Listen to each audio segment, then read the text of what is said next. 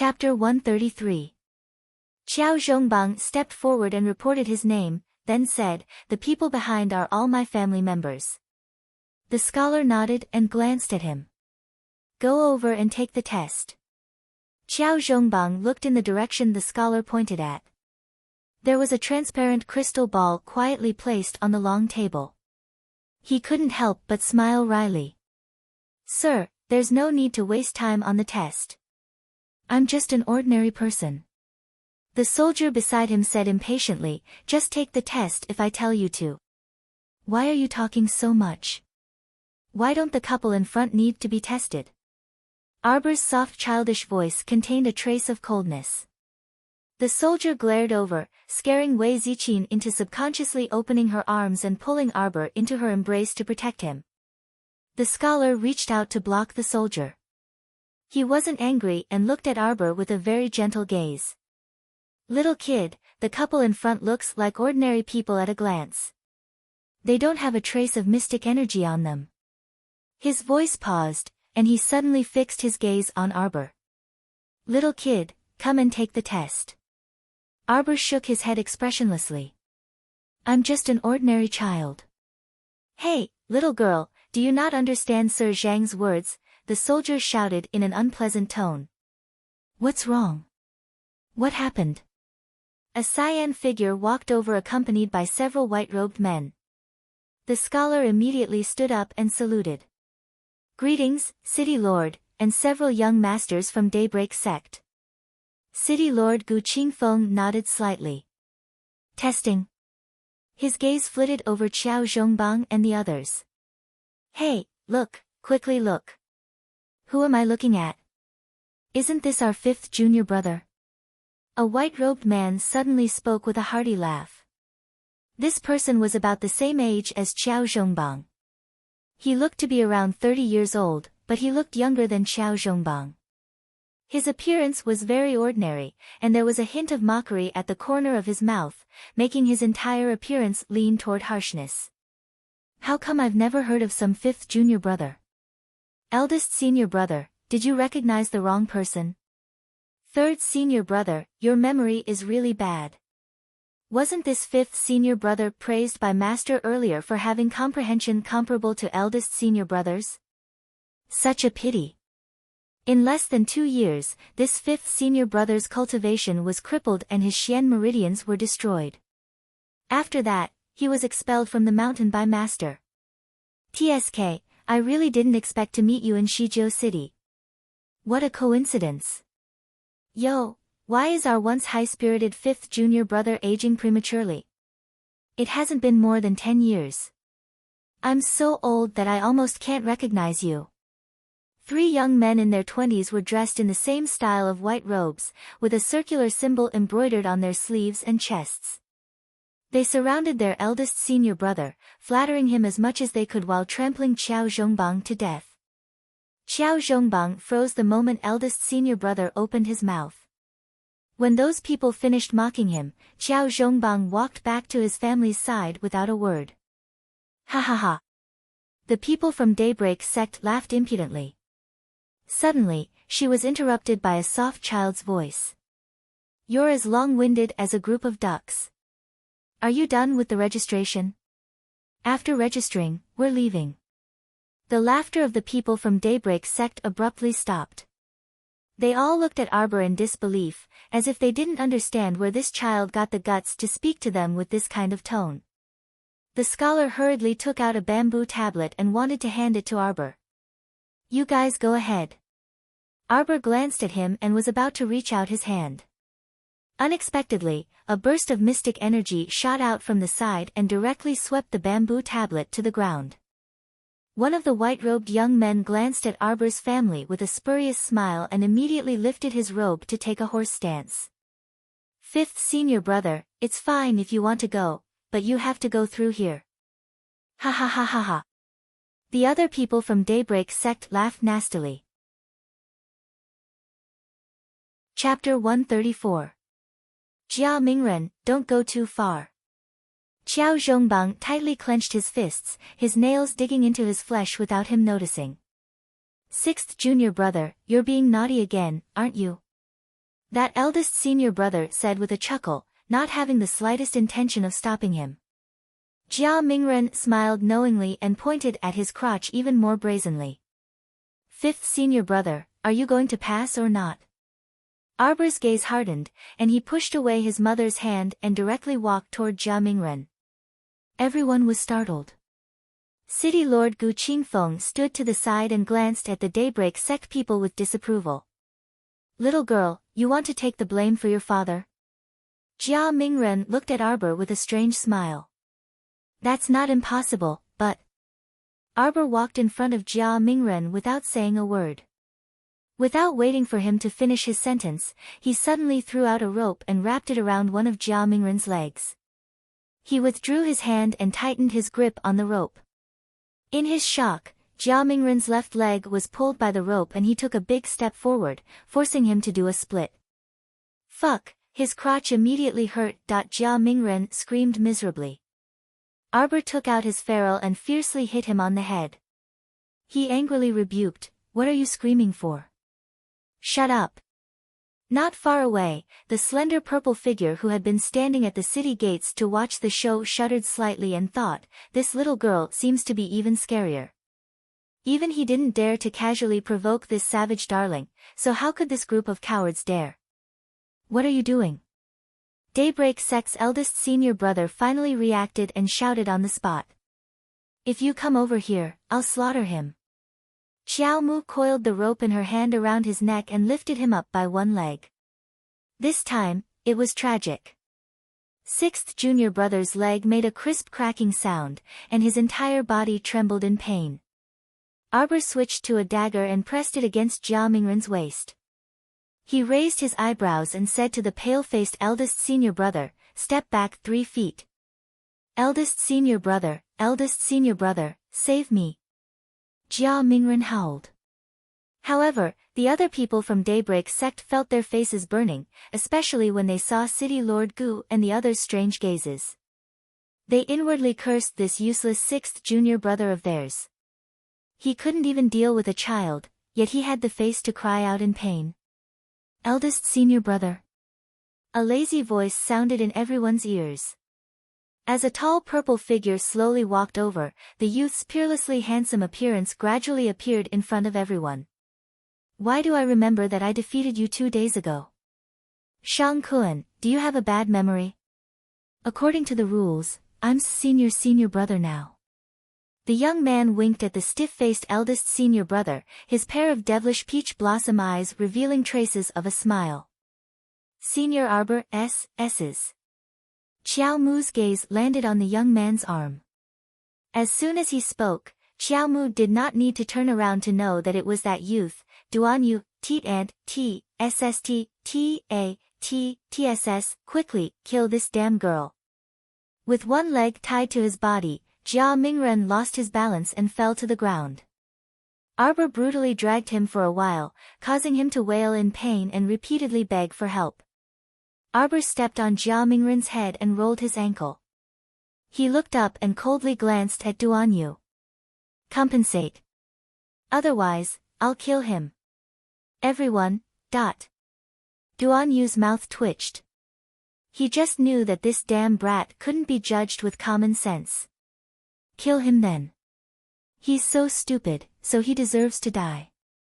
Arbor raised his leg and kicked at Jia Mingren's throat. Duan Yu's eyelid twitched. Wait. Friends, moi tomorrow. Chapter 135. What compensation? Duan Yu was a bit sullen. He felt like nothing good happened every time he met this imp. Fixed price. 100 low-grade magnetite for this wretched life, Arbor said dryly. The Daybreak sect disciples looked at Arbor as if they were looking at a monster. 100 low-grade magnetite. This child really dared to demand an exorbitant price. Her guts were outrageous. Second junior brother, what do you think we should do? Duan Yu directly threw the question to Shang Kun. When Shang Kun heard the words, second junior brother, his brows involuntarily twitched. Eldest. Second senior brother. A Daybreak sect disciple hastily corrected himself. You can't give it to her. Alright then. He's with you guys anyway. Second junior brother, take junior brother Jia's corpse back to see the sect master. Remember to explain properly. Duan Yu turned to leave after saying this. Eldest senior brother, wait. Shang Kun awkwardly stopped Duan Yu. How about we pool our money together and redeem junior brother Jia first, then think of a way to kill this child. Shang Kun looked at Arbor with a cold glint in his eyes, and his voice deepened. He would take revenge for this humiliation. Duan Yu was alarmed and was about to berate this brainless guy when he saw a cold glint in Arbor's eyes. Kill him. Following this abrupt order, a black figure pounced down from the sky, and a vast mystic energy landed on Shang Kun's chest. Shang Kun felt pain in his chest, and he was sent flying. He crashed heavily onto a nearby table and spat out a mouthful of blood. His eyes turned pale with shock. The table was smashed in half, and the scholar hastily got up and retreated. Gu Qingfeng and the other Daybreak sect disciples revealed a trace of shock in their eyes. They were well aware of Shang Kun's cultivation. He was a level 6 mystic cultivator and an outstanding figure among the younger generation. But now, he was no match for the black-clothed youth who suddenly appeared. Aoyi dashed forward and was about to give Shang Kun another stab when Duan Yu quickly stopped him. 500 low-grade magnetite for these two idiots' lives. Aoyi. The black-clothed youth quickly retreated to Arbor's side. 600 yuan is too expensive. Those two idiots aren't worth this price. Duan Yu blinked his watery peach blossom eyes and grinned mischievously. 500 yuan plus a kiss. What do you think? Young man, who do you want to kiss? Stay up late's eyebrows twitched. He suddenly had a bad feeling. Your Highness, you're in danger. 500 it is. It's indeed worthless, the little stoic said coldly. Of course she didn't want a kiss. Duan Yu summoned a bag and handed it over with a grin. You're Jojo, right? Speaking of which, we're really fated. Arbor took the items and turned to walk towards his parents, leaving the dumbfounded teenager behind. Bao Bao wasn't done yet. You really have to change your bad habit of talking for a long time when you haven't even spoken 3 sentences. Otherwise, you won't have any friends. Duan Yu was so angry that he directly turned around and angrily shouted at Shang Kun, who had just crawled up from the ground, return 500 low-grade magnetite to me tomorrow. Shang Kun abruptly fell to the ground again and bitterly said, Eldest senior brother, I don't have that many magnetite. Duan Yu had nowhere to vent his anger and angrily rebuked Shang Kun, I don't care if you have it or not. You steal it, you rob it. You must return it to me tomorrow. Otherwise, I'll kill you. Little miss, why don't you also take the test? If your family has 2 mystic cultivators, the city lord's estate will provide you with a decent residence. You only need to complete 1 mission every month, and you can continue living there for free. Chapter 136. Without compensation? The little stoic asked expressionlessly. The scholar's mouth twitched. He instantly understood her meaning and hastily replied, with compensation. All the rewards from the missions will belong to you. It's the monthly residence rights for high-class residential areas. Every household has to complete a level 3 mission or above once a month to exchange for it. Right now, the better houses in the city are concentrated in the east and center of the city. Priority will be given to mystic cultivators or people with special abilities. As for other normal people, even if they have spare money, they can't buy a house in a better place. Got it. So be it. They were a big family, and Arbor also wanted everyone to live in a slightly better place. After all, she didn't know how long they would have to stay here. Walking to the table where the crystal ball was placed, Arbor naturally placed her small hand on it. She had tested this kind of mystic energy test before. She only needed to inject a wisp of mystic energy, and layers of white mist would quickly surface from the bottom of the transparent crystal ball. Normal people wouldn't have any reaction when touching this crystal ball. Only mystic cultivators could awaken the mystic energy inside this crystal ball. This crystal ball's interior just so happened to be divided into 15 layers, representing the highest level of mystic energy. At this moment, 4 layers had already lit up between Arbor's fingers. When she put down her small hand and turned around, she saw Gu Qingfeng and the others' astonished gazes. A level 4 mystic cultivator, the scholar murmured and reflexively wiped his eyes. She really was a mystic cultivator. It seemed that his eyesight was pretty good. No wonder he felt a bit strange when he first saw this child. The scholar couldn't resist chuckling. "Little fellow, you are the youngest mystic cultivator I've seen in all these years."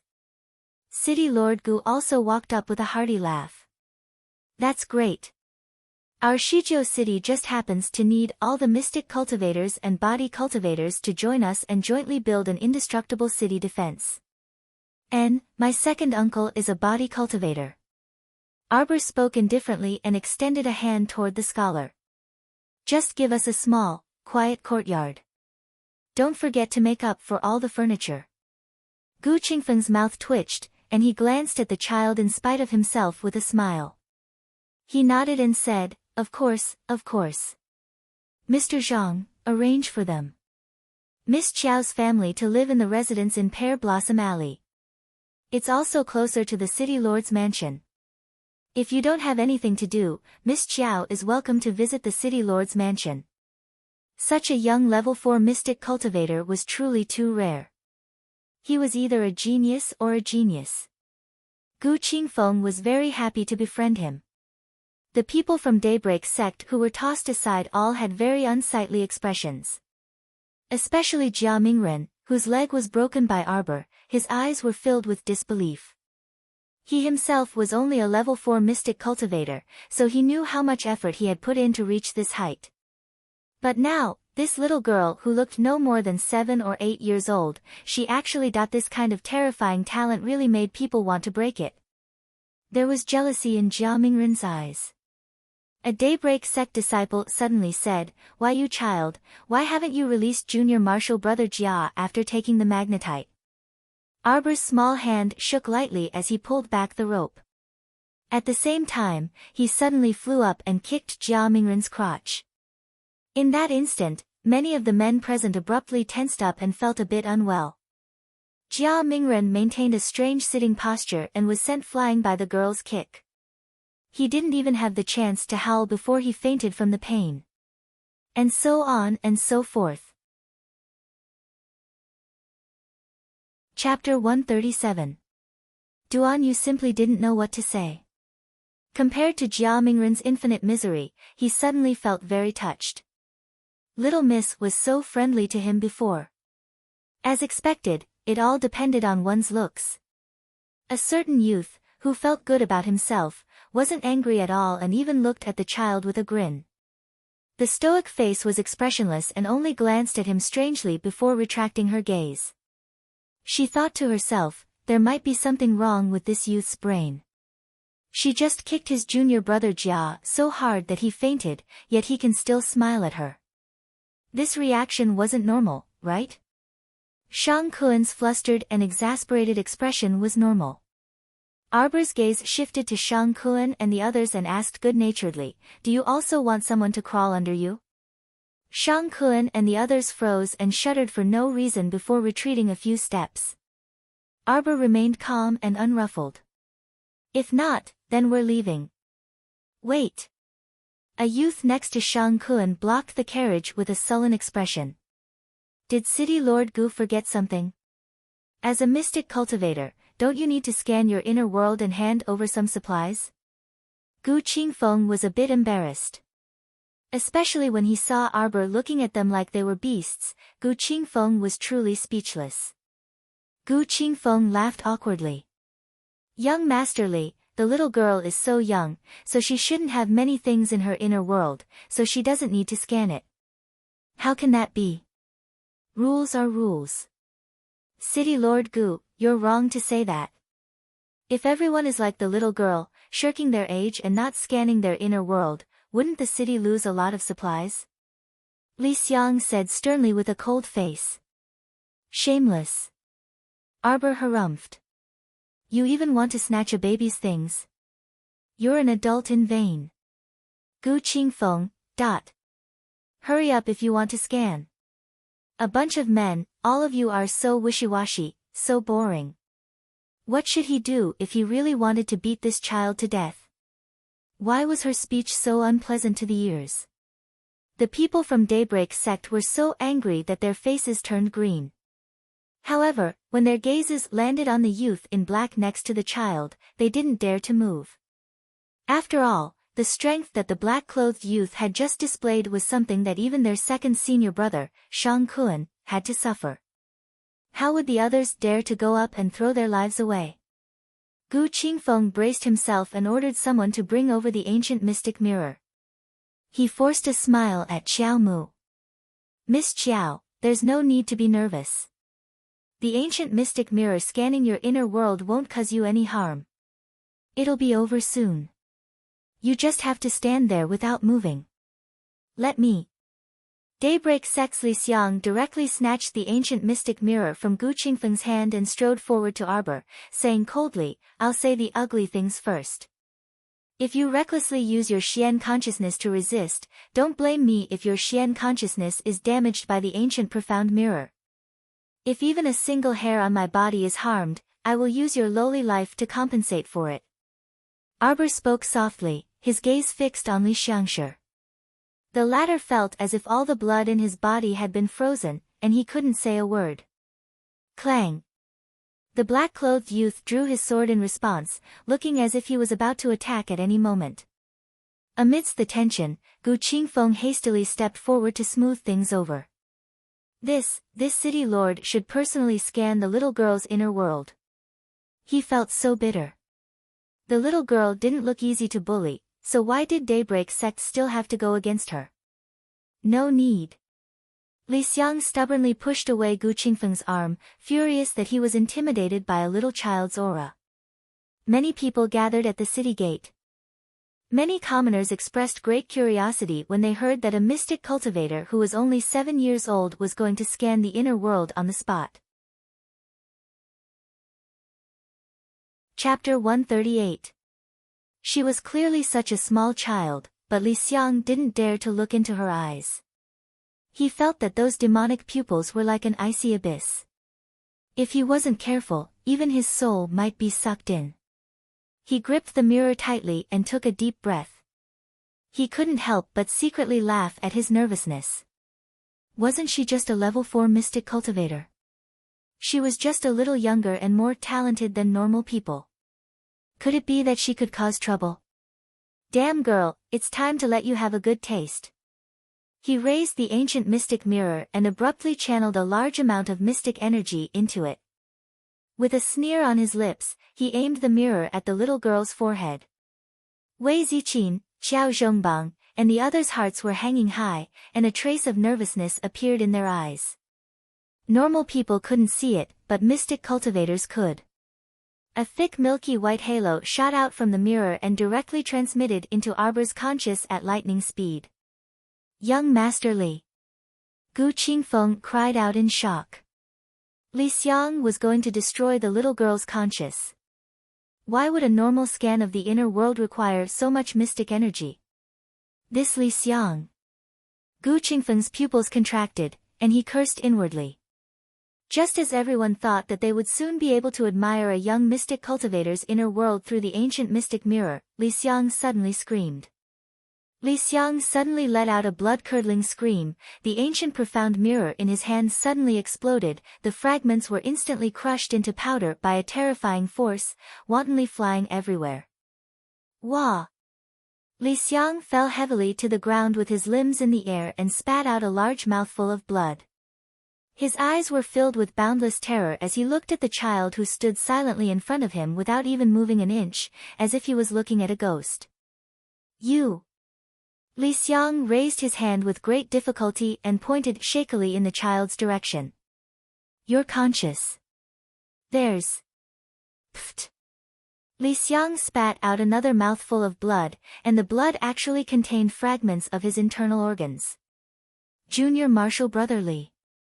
Shang Kun cried out in horror and raised his hand to help Li Xiang up.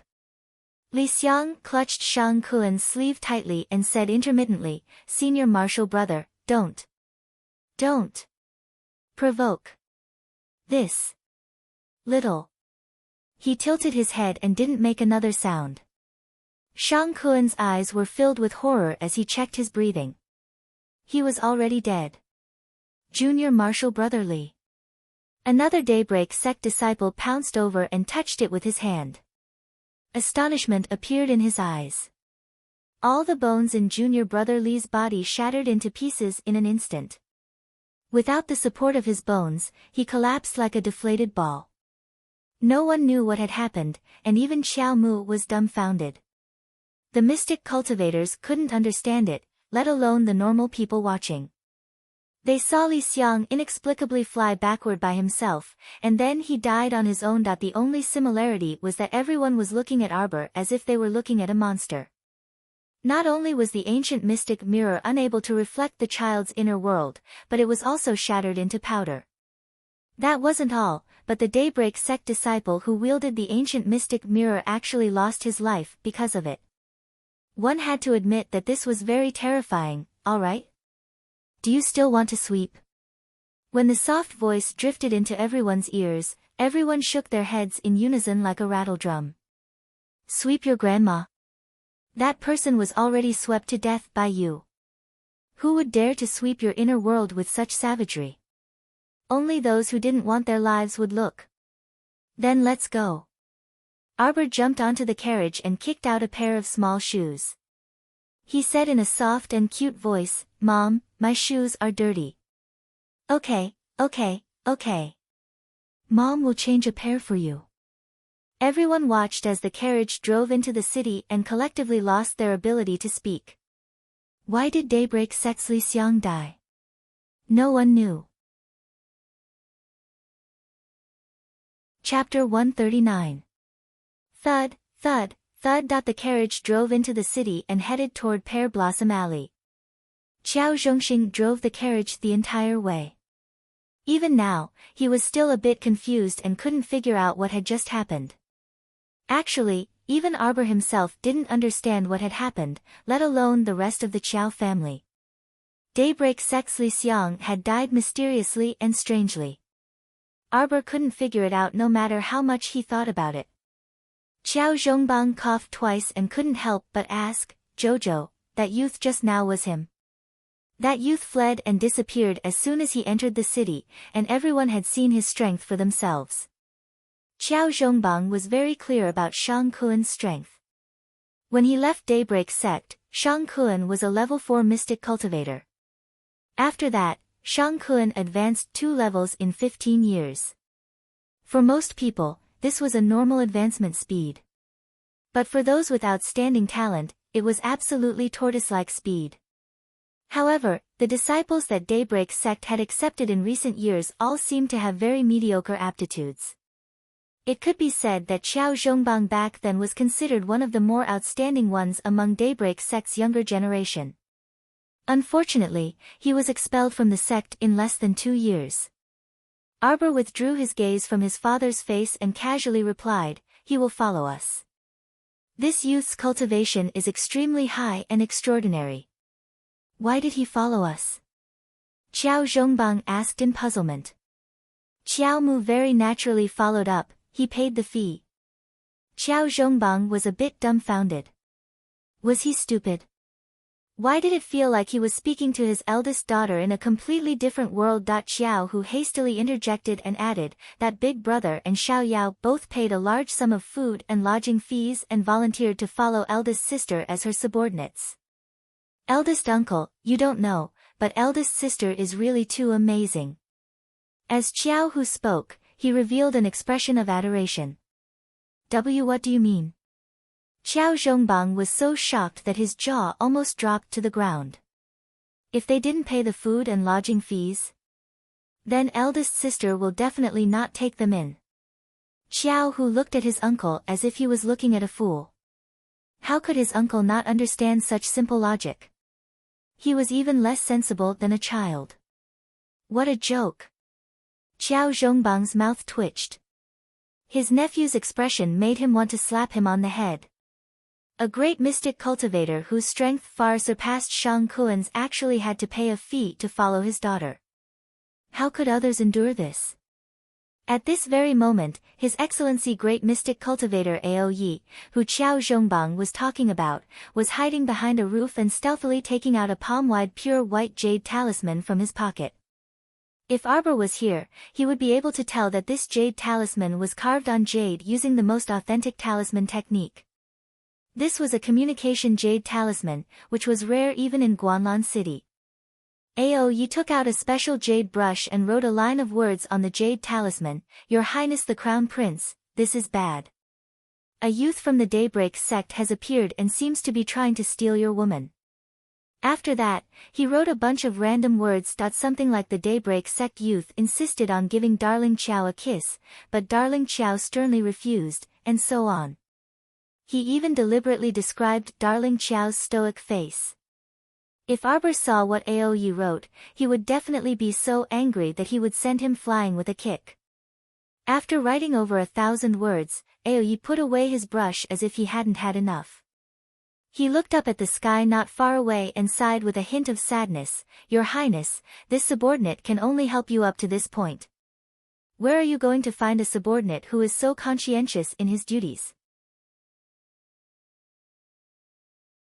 Chapter 140. Arbor didn't know that Ao Yi had secretly sent a message to the Crown Prince. She was currently trying to communicate with the sapling mentally. She felt that Li Xiang's death was very strange. It would be best if the sapling knew what happened. "Qiu, do you know what happened just now?" The sapling didn't make a sound for a long time. Arbor waited for a while, but seeing that it didn't move, she could only sigh slightly. She knew she couldn't count on this unreliable tree. The carriage sped into the city and entered the most bustling area of Shizhou City.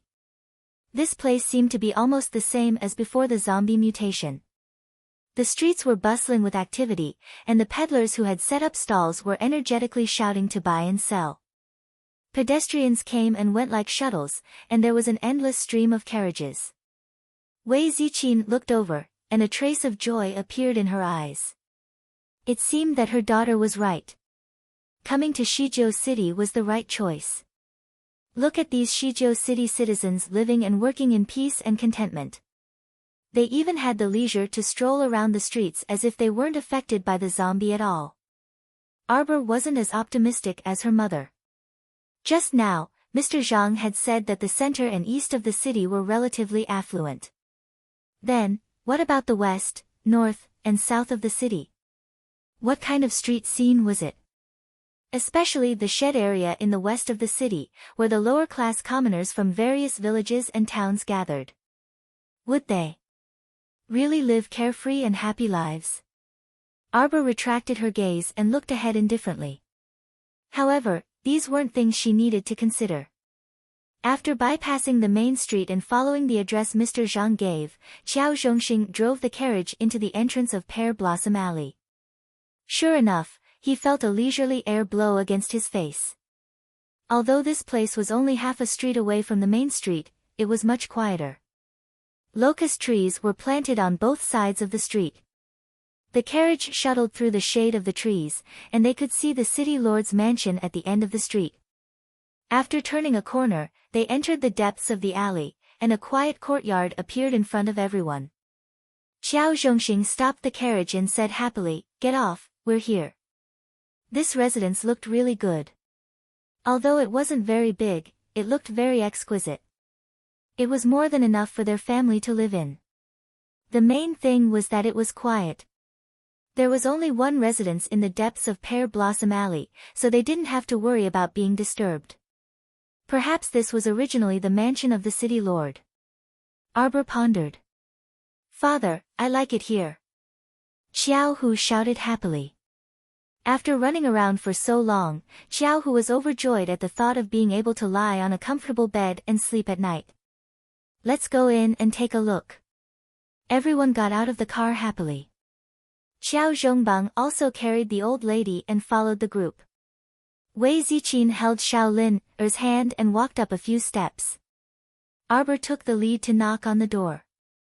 Soon, the door opened, and a clean-cut old servant in cyan clothes walked out. He bowed toward Xiao Mu. You are Miss Xiao's family, right? Please enter quickly. This old servant has been waiting for everyone for a long time. You are? Miss, you're too polite. I'm Chang Shuai, the housekeeper in charge of the courtyard. Arbor nodded. He had already confirmed in his heart that this courtyard seemed to have been the residence of the city lord. Housekeeper Chang, is there anyone else in this courtyard other than you? Arbor didn't like having too many people. Actually, according to her original intention, it was enough for her family to live comfortably. Chang Shuai discreetly glanced at Arbor. Other than this old servant, there's also an old wet nurse who sweeps and a gardener. If Miss needs to purchase maidservants, this old servant can go to the dentist to pick a few suitable ones for Miss. No need. Arbor calmly interrupted him. Remember to make a Qiao Estate signboard and hang it up as soon as possible. Wait, there will still be a fourth watch today. Chapter 141. Steward Chang's heart skipped a beat as he nodded repeatedly. With just a few words, he could already tell that although the young lady in front of him was young, she seemed to be the most authoritative person in this group of people. Young lady, master, madam, this old servant will show you around the courtyard. Steward Chang respectfully led them in. Once they entered, they saw a small flower bed. The entire garden was overflowing with greenery. It was really well taken care of, and a delicate fragrance assailed their nostrils. Wei Ziqin fell in love with this house at first glance. A middle-aged gardener stood by the flower bed, rubbing his hands uneasily as he stepped forward to greet them. Masters, this is the gardener, Old Bai. He is clumsy with words and doesn't know how to speak, but when it comes to taking care of flowers and plants, his skills are top-notch. Chang Zai hurriedly put in a few good words for the gardener. He could tell just now that this young lady didn't seem to have any intention of keeping a servant. It's really very good. Old Bai, do you take care of this courtyard alone? Wei Ziqin smiled. These flowers and plants are really well taken care of. Seeing that his mother was happy, Arbor turned to Chang Zai and said, he can stay.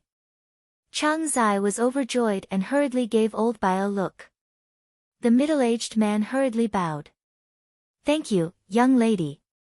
On the other hand, Xiao Zhongxing and the rest were slightly stunned and didn't know whether to laugh or cry. So their family's cold-faced baby originally wanted to chase these servants away. Needless to say, if you asked her, she would definitely answer, it's not much use to waste food, so why keep it? Darling Xiao was already being very kind by not making them pay for food and lodging. Xiao Yao secretly wiped her tears as she followed behind. Her heart was bitter. She thought back to how hard it was for her and Ao Yi to follow the young master back then. Chang Zai led everyone through the long corridor and introduced, there are 6 rooms here. How do you plan to distribute them, master? Xiao Zhongbang really wasn't used to the old servant calling him master. He smiled awkwardly and rubbed his nose. Jojo, you distribute them. Other than these 6 rooms, is there anything else behind? Arbor asked. There's a small arched door at the back of the court, which leads to a small garden.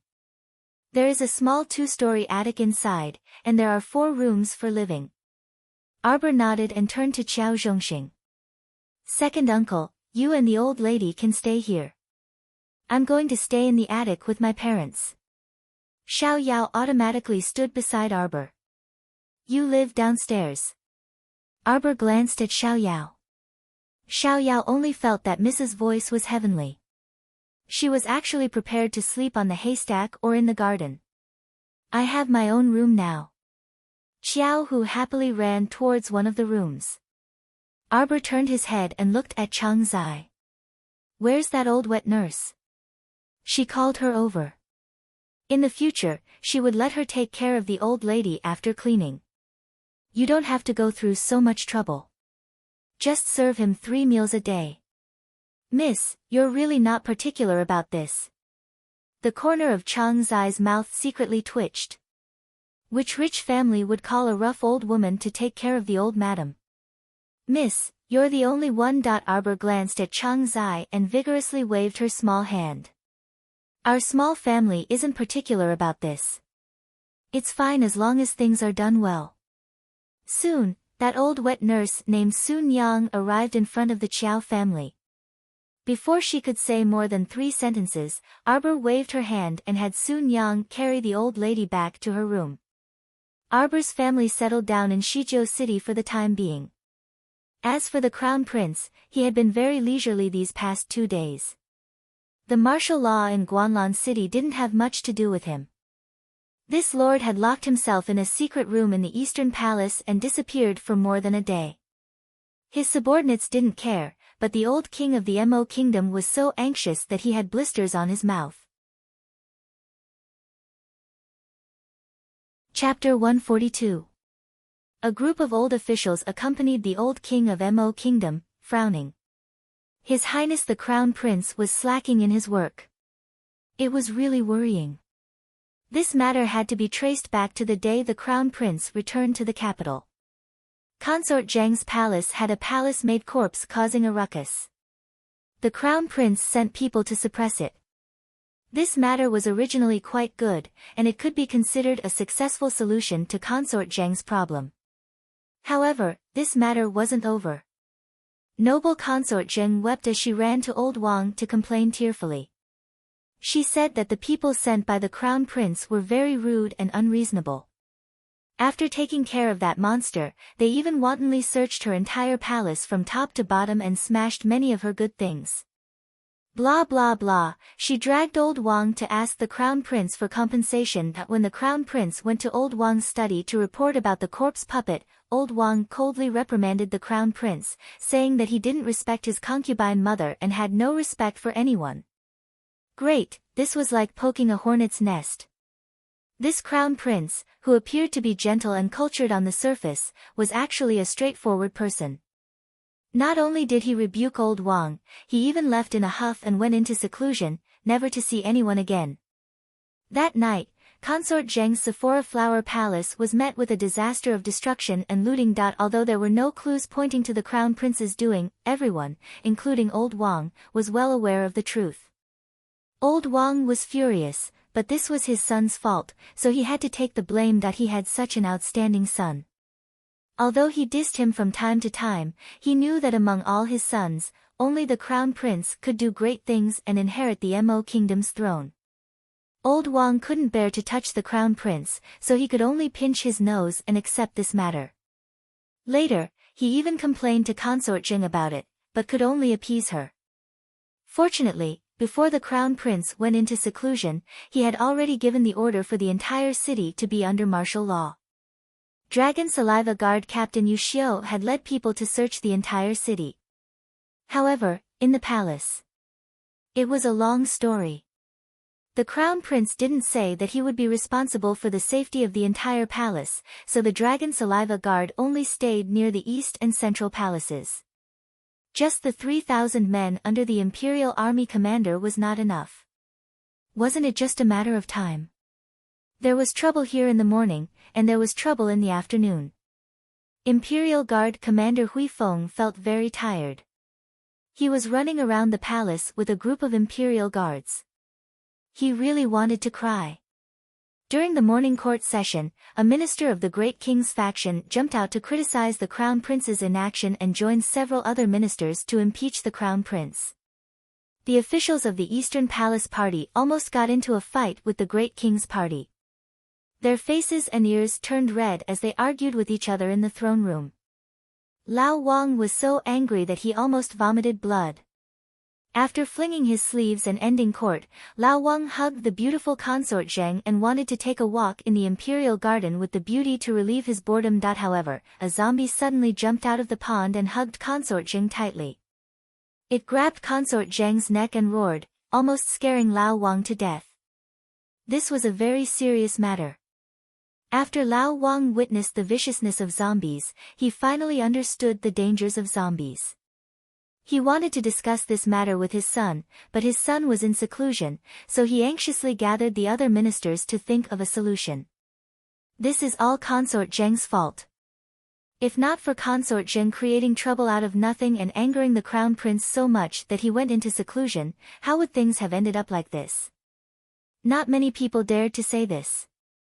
The person who said this was Queen Zhao's younger brother, the Marquis of Stability, Zhao Sheng. Lao Wang wanted to retort, but when faced with his brother-in-law's righteous face, he couldn't say anything. Zhao Sheng said righteously, "In my humble opinion, we should drag Consort Zheng out and flog her 30 times to bring justice to the crown prince." Everyone was silent. The Marquis of Stability really dared to say anything. Lao Wang's face turned green. Chapter 143. The Marquis of Jiajing was one of old Wang's people and was usually there to smooth things over. When he saw old Wang's look, he quickly stepped forward to stop the Marquis of Stability. "Marquis Zhao, you can't say that. Consort Zheng was also scared out of her wits today and is still sick. She deserves it." It would have been better if he hadn't said anything, but the moment he did, Zhao Sheng was furious. Everyone knows that zombies are everywhere now, and no place is safe. Yet she still wants to stroll around the garden with the great king? Whenever she can't stroll, she has to stroll around during these chaotic days. If not for her, would His Majesty be scared? Would His Majesty's face be damaged? Her heart is simply terrible. Zhao Sheng cupped his hands towards the great king as he spoke and signaled for everyone to look at the little blisters by the great king's mouth. He didn't give Consort Zheng any face. The great king was furious. He was angered by his unfilial son.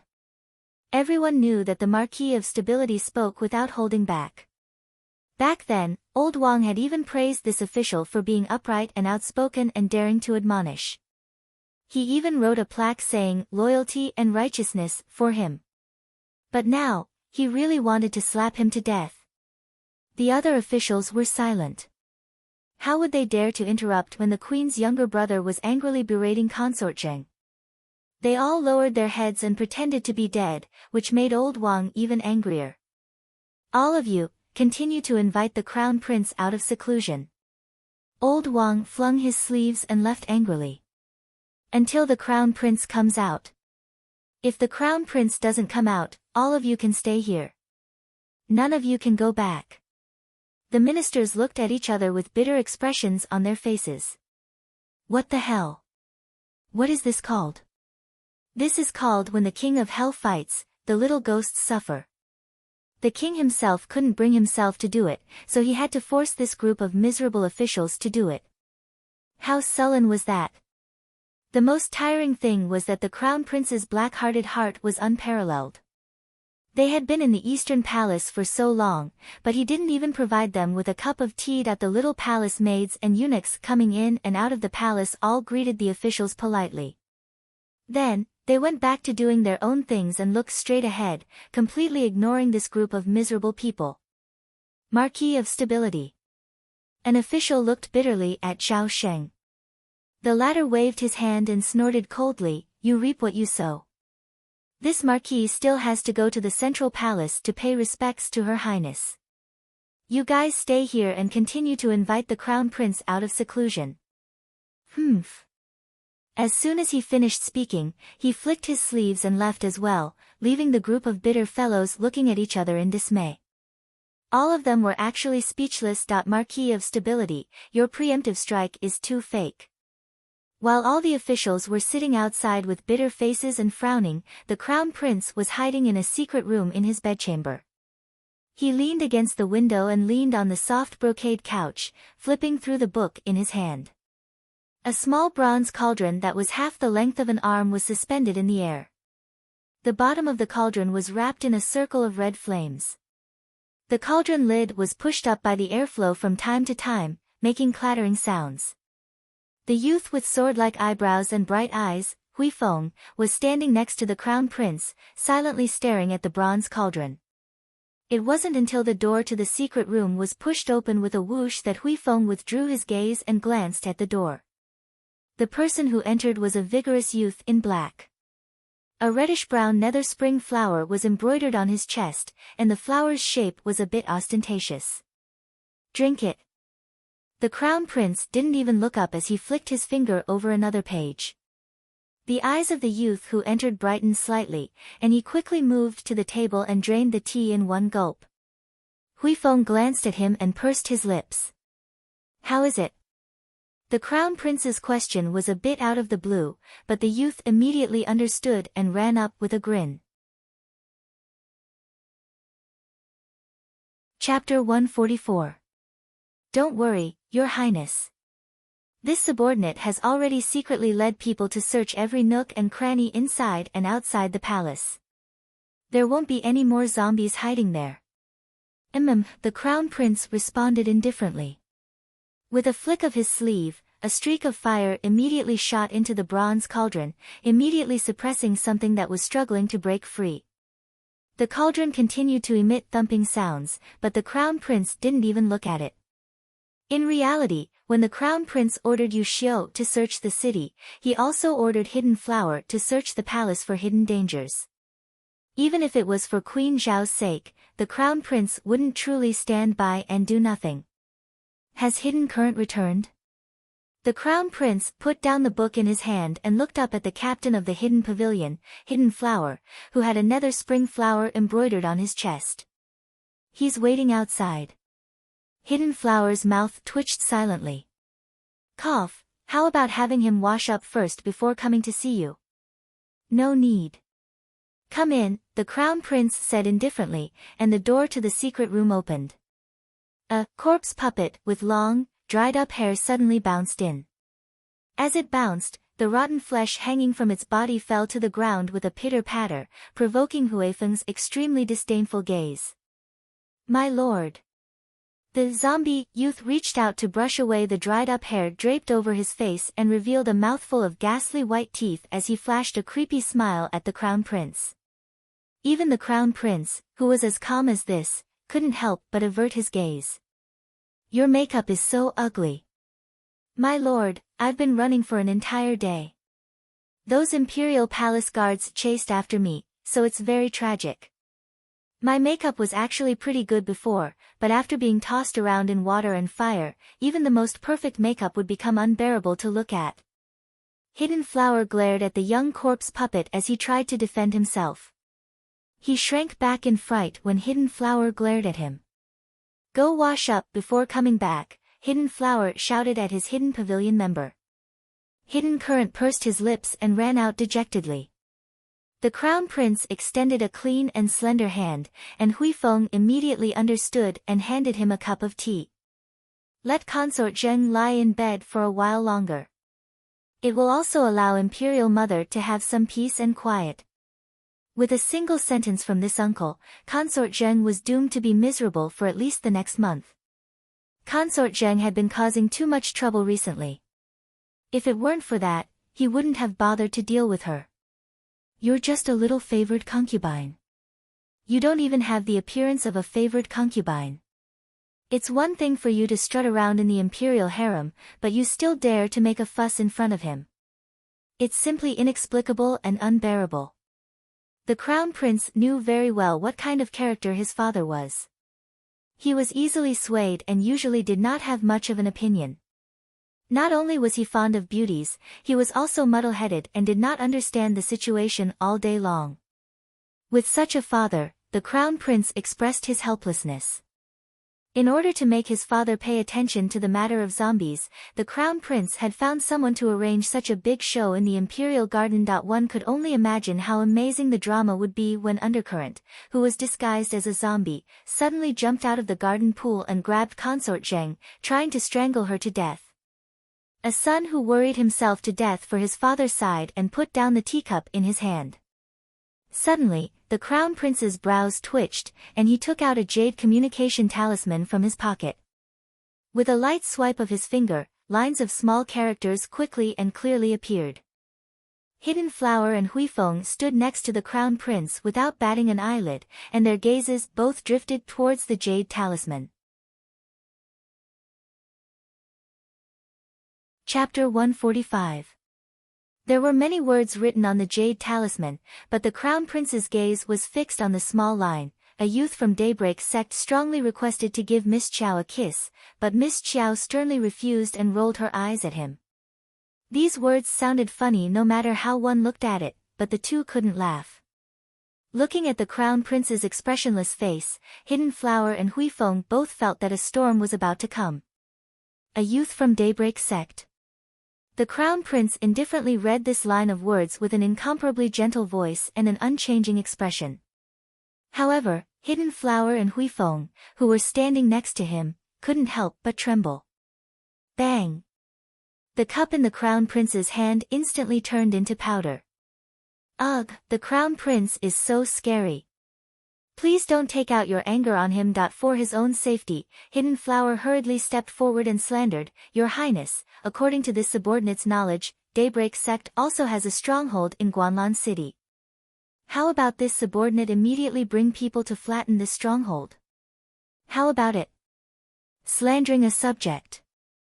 Huifeng disdainfully swept him a glance and then nodded. Your Highness, Hidden Flower's suggestion is quite good. How about we do it this way?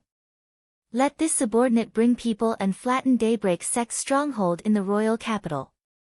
Hidden Flower. What the fuck was with your disdainful gaze just now?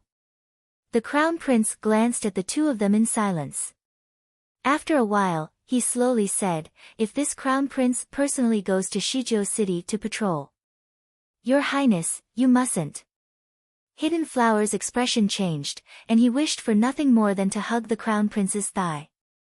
You've only returned to the royal capital for less than 2 days. You absolutely can't go out now. Right. Her Majesty the Queen also won't agree to your Highness leaving the capital to see the little girl at such a dangerous time. The Crown Prince narrowed his eyes and raised his cold eyebrows. Patrol. Huifeng really wanted to cry. Sir, didn't you just come back from your patrol? Your Highness, how about this subordinate leave the capital to patrol the various cities and see the extent of the zombies' transformation? Hidden Flower volunteered. I can also help your Highness give the little girl a gift on the way. Huifeng sneered. What kind of path did you follow that led you all the way to Shizhou City? Then. All right. The Crown Prince nodded reluctantly and looked up at the bronze cauldron. It'll take at least 2 days to form. Go prepare it. That child has a hobby of collecting. Do as you see fit. Hidden Flower. So this subordinate still has to go shopping in the royal capital.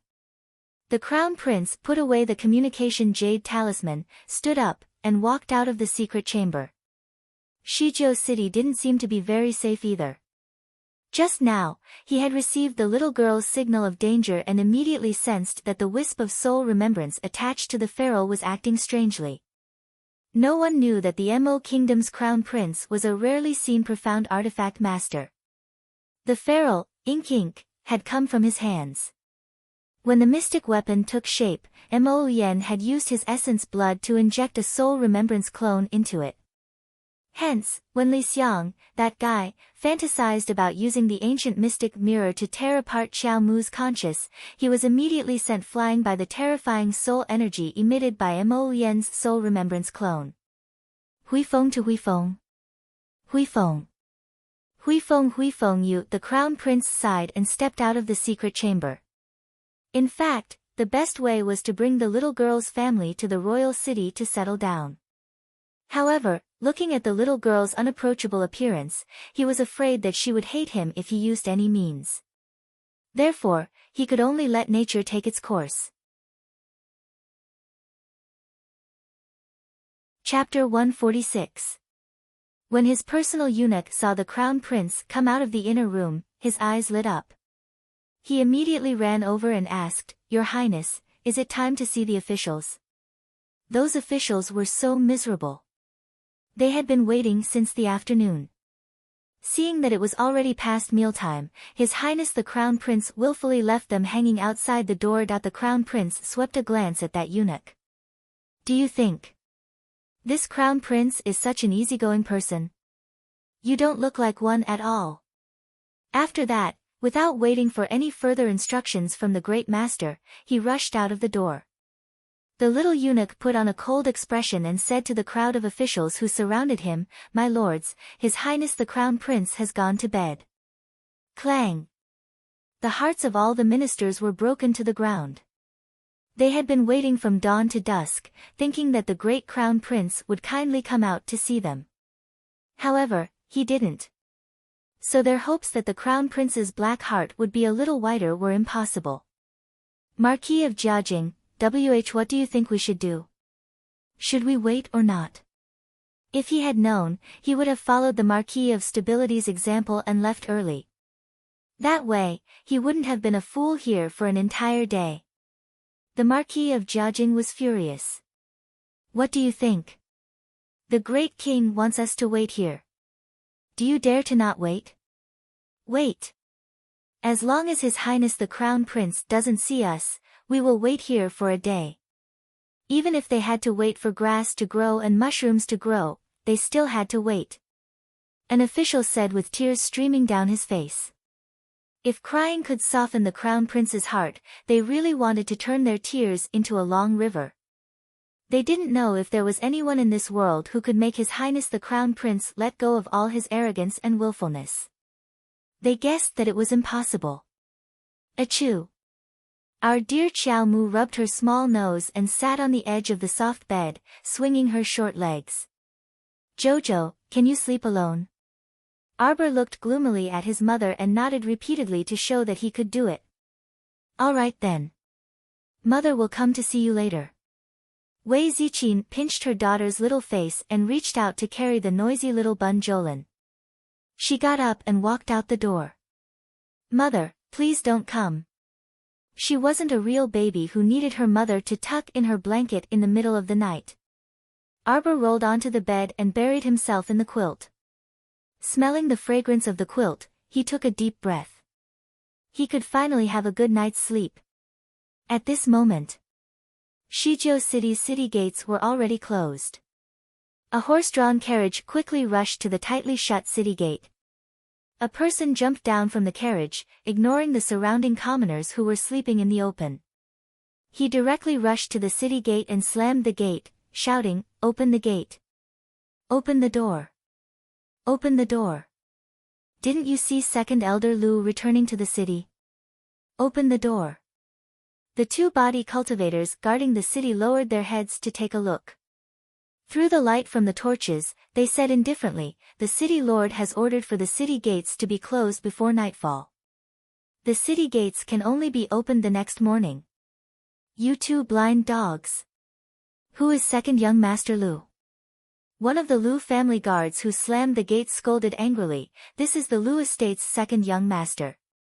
How dare you treat him like this? Quickly open the city gates." The two body cultivators coldly glanced at the guards and went down the city gate tower. They didn't care about the Lu estate guards' curses. "Second young master, we can't go in." A soft voice came from the carriage. Chapter 147. A young master in luxurious brocade clothes walked out of the carriage and waved a folding fan in his hand, looking like a dandy. After getting out of the carriage, he kicked the guard and cursed, "What's going on? What's going on? You can't even handle such a small matter. What's the use of having people like you?" The Lu estate's guard said bitterly, "Young master, they said the city lord's estate gave a strict order to not open the city gates at night." Preposterous.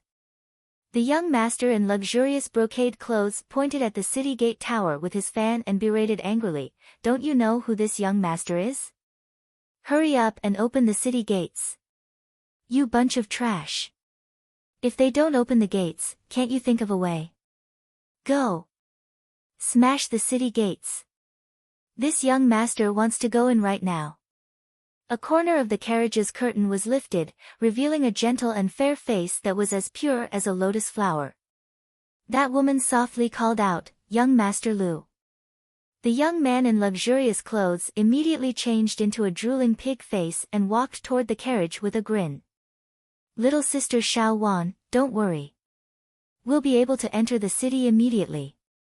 When Rowan nodded with a smile and lowered her head shyly from the young master's gaze. The young man in luxurious clothes' heart wavered, but he could not do anything else under everyone's gaze, so he helplessly gave up. He turned around and kicked the manservant again. "Why aren't you smashing the city gates? This bunch of daring dogs. When uncle comes, I'll teach them a lesson." They actually dared to humiliate him, second young Master Lu, in front of a beauty. This was simply preposterous. When Rowan put down the curtain in her hand, and a trace of mockery flitted through her eyes. What a brainless guy. If it were not for the fact that she was powerless and had a difficult journey, she would not have accompanied this dandy young master and hitched a ride in his carriage to Shizhou City. A few ferocious manservants took out a few sticks from the carriage and really followed this hedonistic young master to smash the city gate. There were many commoners gathered at the city gates. They had all lined up overnight and were waiting to enter the city early the next day. When they saw this noble young master's exaggerated actions, they were all dumbstruck and did not know what to say. Bang bang bang. The city gates were violently smashed by the clubs, producing loud bangs. The commoners subconsciously gathered to the sides and pointed at the young master while muttering softly. "Smash! Smash it! Use all your strength. Did you not eat?"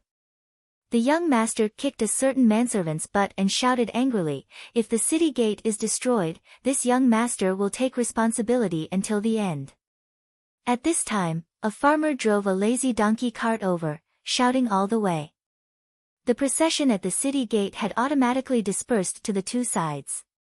The lazy donkey cart had a smooth journey and slowly followed behind the carriage. There were about a dozen people sitting on the donkey cart, men and women of all ages, young and old. They wished they could sit on top of each other. The donkey cart was slow to begin with, and with so many people in tow, one could imagine how difficult the journey was. That was how Qiao Wenwan had come all the way here. At this moment, she was sitting sideways on the lap of a dark-skinned and simple-looking young man. The young man looked honest, but his hands were not honest. They were casually placed on Qiao Wenjuan's small waist and stroked it from time to time. There was limited space on the donkey cart. Basically, all the men and women were squeezed together. Even if Qiao Wenwan had a bellyful of anger, she had nowhere to vent it. Unless she jumped out of the car, she would have to endure it. Chapter 148. The young man hugging Qiao Wenwan was none other than her husband, 3rd Junior Wei, who was going to be married in September. The Wei family village was not far from Quoto village, and there was only the Fang family village between them. The Wei family village was much more prosperous than Quoto village.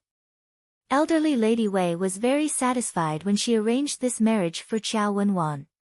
However, Qiao Wenwan herself was not satisfied. She felt that the Wei family had 3 sons, and she was only marrying the youngest son. After marrying him, not only would she have to listen to her grandmother's nagging, but she might also be bullied by her 2 sisters-in-law. The Wei family's old lady, Madame Niu, was shrewd and difficult to get along with. She was always the one scheming against others, and no one could scheme against her.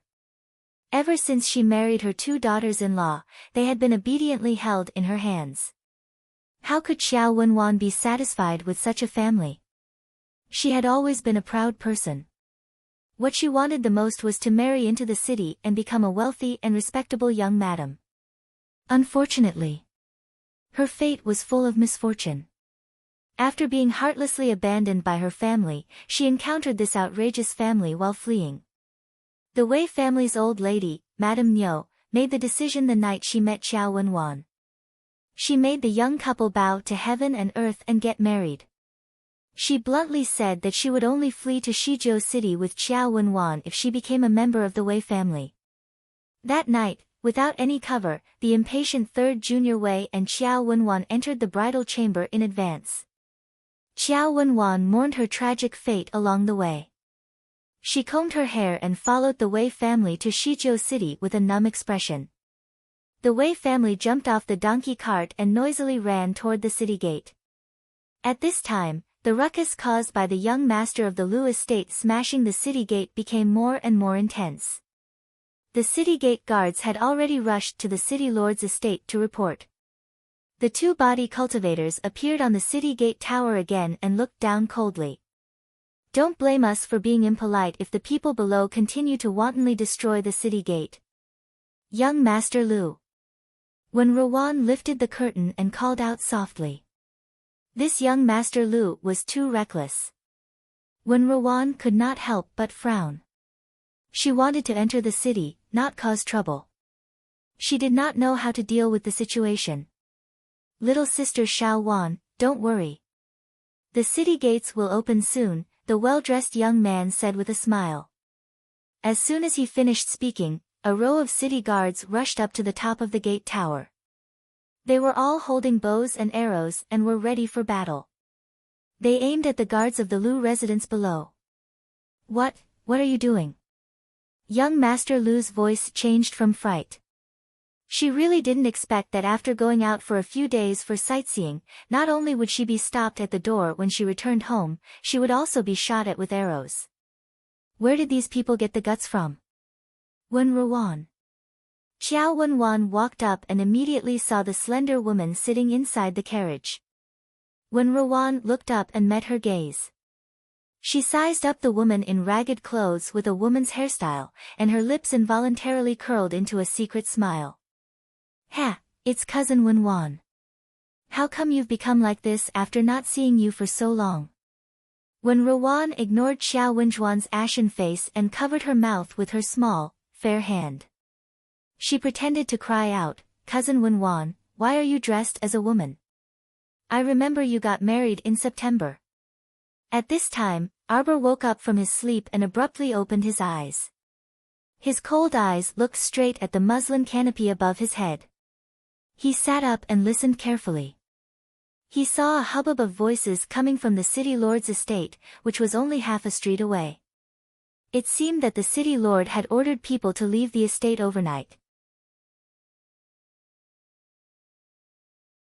Chapter 149.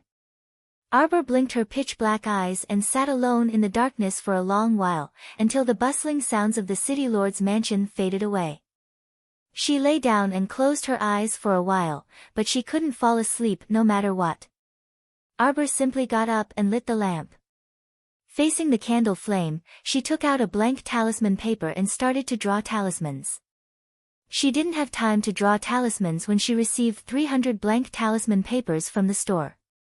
Now that she couldn't fall asleep, she got up to find something to do. With the talisman brush in hand, Arbor spread open the blank talisman paper and smoothly drew talismans on it. Her main goal was to draw some storage talismans so that she wouldn't have to worry about storing things in the future. Unexpectedly, the first storage talisman she drew was a fine blue talisman. Arbor was stunned. Her brush paused slightly, then she started to draw talismans one by one. However, the talismans she drew this time were all fine blue talismans. What did this mean? Arbor was astonished. She tried to draw a strength talisman or a speed talisman. In the end, she discovered that the elementary talismans she drew were all fine blue talismans. She then tried to draw a few useless safety talismans, calming talismans, dizziness talismans, and immobilization talismans. Afterwards, she confirmed that the elementary talismans she drew were all upgraded to fine blue talismans. Arbor stopped writing. Her mystic sense entered her conscious and flipped through a jade slip from the golden talisman jade tome. She read the sentence again, the path of a talisman master is filled with unimaginable hardships and dangers. Talisman masters had to train for at least 3 years before they could draw a few blue talismans. The success rate of a blue talisman was only 1/10 of a yellow talisman. Therefore, wasn't her success rate of a fine blue talisman a bit strange? The total number of talismans she drew didn't exceed 100, right? Her success rate of a blue talisman was already 100%. She felt that her success rate was very interesting. If other talisman masters knew about it, she wondered what they would think. When she left her conscious, 2 demonstration talismans floated out of the golden talisman jade tome. Arbor silently reached out to take them and examined them. Elementary talisman, drowsy talisman, falls asleep for 15 minutes. Opponents 1 level higher than the user will be immune to the effect. Elementary talisman, summoning talisman, randomly summons a natural animal or plant. Effect, 1 day. The level of the summoning must not exceed the user's profound strength by more than 3 levels. Xiao Mu first set these 2 talismans to the side and continued to silently draw her storage talisman. One could never have too many storage talismans.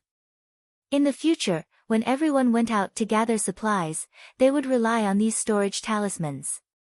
When the time came, she would equip everyone in the team with some storage talismans, so they wouldn't have to worry about not being able to collect things wherever they went. The little girl who was happily drawing the storage talisman didn't realize that the speed at which she drew the storage talisman was getting faster and faster. Originally, it took her 15 minutes to draw a storage talisman, but now, she could draw one in minutes. It wasn't until there was a pile of blue storage talismans in his hand that Arbor woke up. Oh my god, I've already drawn over 200 blue storage talismans. Looking up at the sky, the east was already starting to brighten. Arbor exhaled and stored the 100 blank talismans into one of the blue storage talismans. Looking at the remaining 7 blank talismans on the table, Arbor carefully and slowly drew the last storage talisman. The moment she put the brush away, her mind slightly stirred. A strand of purple light suddenly appeared on the talisman, almost blinding her eyes in an instant. A peerless purple talisman. Arbor's pink and tender little face revealed a slight smile. This smile was much more natural than any of her previous fake smiles. This was a genuine smile that came from the bottom of her heart. There was no facial paralysis, no stupefaction. In this instant, this little wooden doll seemed to have been lit up, even her life came alive. Chapter 150. She placed the 200 over blue storage talismans she had drawn into this supreme-grade purple talisman. Arbor stretched out 2 fingers and gently stroked the talisman. A purple light flashed, and 4 cubic meters of storage space appeared in front of her. The power of a supreme-grade purple talisman was 4 times that of a yellow talisman. This supreme-grade purple storage talisman had 4 cubic meters of storage space. It could be accessed 400 times each. It was definitely worth it. Arbor held it in her hands and looked at it for a long time. Only then did she put this supreme-grade purple talisman into her waist bag. There were only 6 blank talismans on the table. Arbor took the 2 newly drawn talismans and started to draw them. She first drew a sleeping talisman, but it ended in failure. The second time, a blue light flashed, and she drew an elementary blue sleeping talisman. The power of a blue talisman was twice that of a yellow talisman. When used on a talisman, it could double the time. This blue sleeping talisman could make people sleep for 30 minutes. Arbor held the talisman pen and thought about the remaining 4 blank talismans. She gave up on drawing the sleeping talisman and started to draw the summoning talisman. Looking at the description of this talisman, it seemed to be quite powerful. It could randomly summon all the animals and plants in the natural world. This range was huge. It could be ordinary animals and plants, or it could be mystic beasts and evil plants. Anything was possible. Arbor took a deep breath and drew the talisman. This summoning talisman was probably beyond the norm among elementary talismans. It was abnormally difficult to draw. One wrong stroke and the entire talisman would be scrapped. Even with Xiao Mu's super smooth talisman drawing skills, she was somewhat at a loss after failing 3 times in a row. The sun rose outside the window, and the sound of her parents waking up and walking around could be heard. Arbor stared at the last blank talisman on the table. Holding the talisman pen, she calmed herself down and drew again. All the sounds outside the window were isolated by her 5 senses in an instant. There was no sound at all. Arbor was completely immersed in the world of talismans. She concentrated on drawing the elementary summoning talisman. At this very moment, Xiao Mu was completely engrossed in it and did not notice that the door to her room had been pushed open. Wei Ziqin was holding her youngest daughter, Xiao Lin, as she stood dazedly by the door, gazing at her eldest daughter, who was enveloped in a layer of multicolored light. Is Jojo awake? Xiao Zhongbang, who had a good night's sleep and was full of energy, walked to his wife with a smile. When his eyes fell on his daughter at the table, he was also stunned. His daughter. What's on the table is a talisman paper, right? Her daughter was holding a talisman brush and drawing talismans with a serious expression on her face. This situation was somewhat inconceivable. Xiao Zhongbang had never known that his daughter was actually a talisman master. The moment he put away the brush, the entire talisman paper emitted a faint blue light. Xiao Mu heaved a long sigh of relief, and her taut nerves finally relaxed slightly. This time, the summoning talisman was finally drawn successfully. Her lips curled into a smile again, which fell into the eyes of the family of 3 standing by the door. Xiao Lin cried out happily, "Sister, you're beautiful. Sister, it's time to eat. Sister is awesome." Although she did not know what praiseworthy thing her sister had done, Xiao Lin cried out without any integrity when she saw her parents' shocked expressions. Arbor was stunned. She turned to look at the door. The warm morning sun shone on her family, making her feel a little warmer. "Father, Mother, good morning." Arbor smiled. Chapter 151. Sister, sister. It's time for dinner. Xiao Lin stretched out her little paws and giggled at her sister enthusiastically.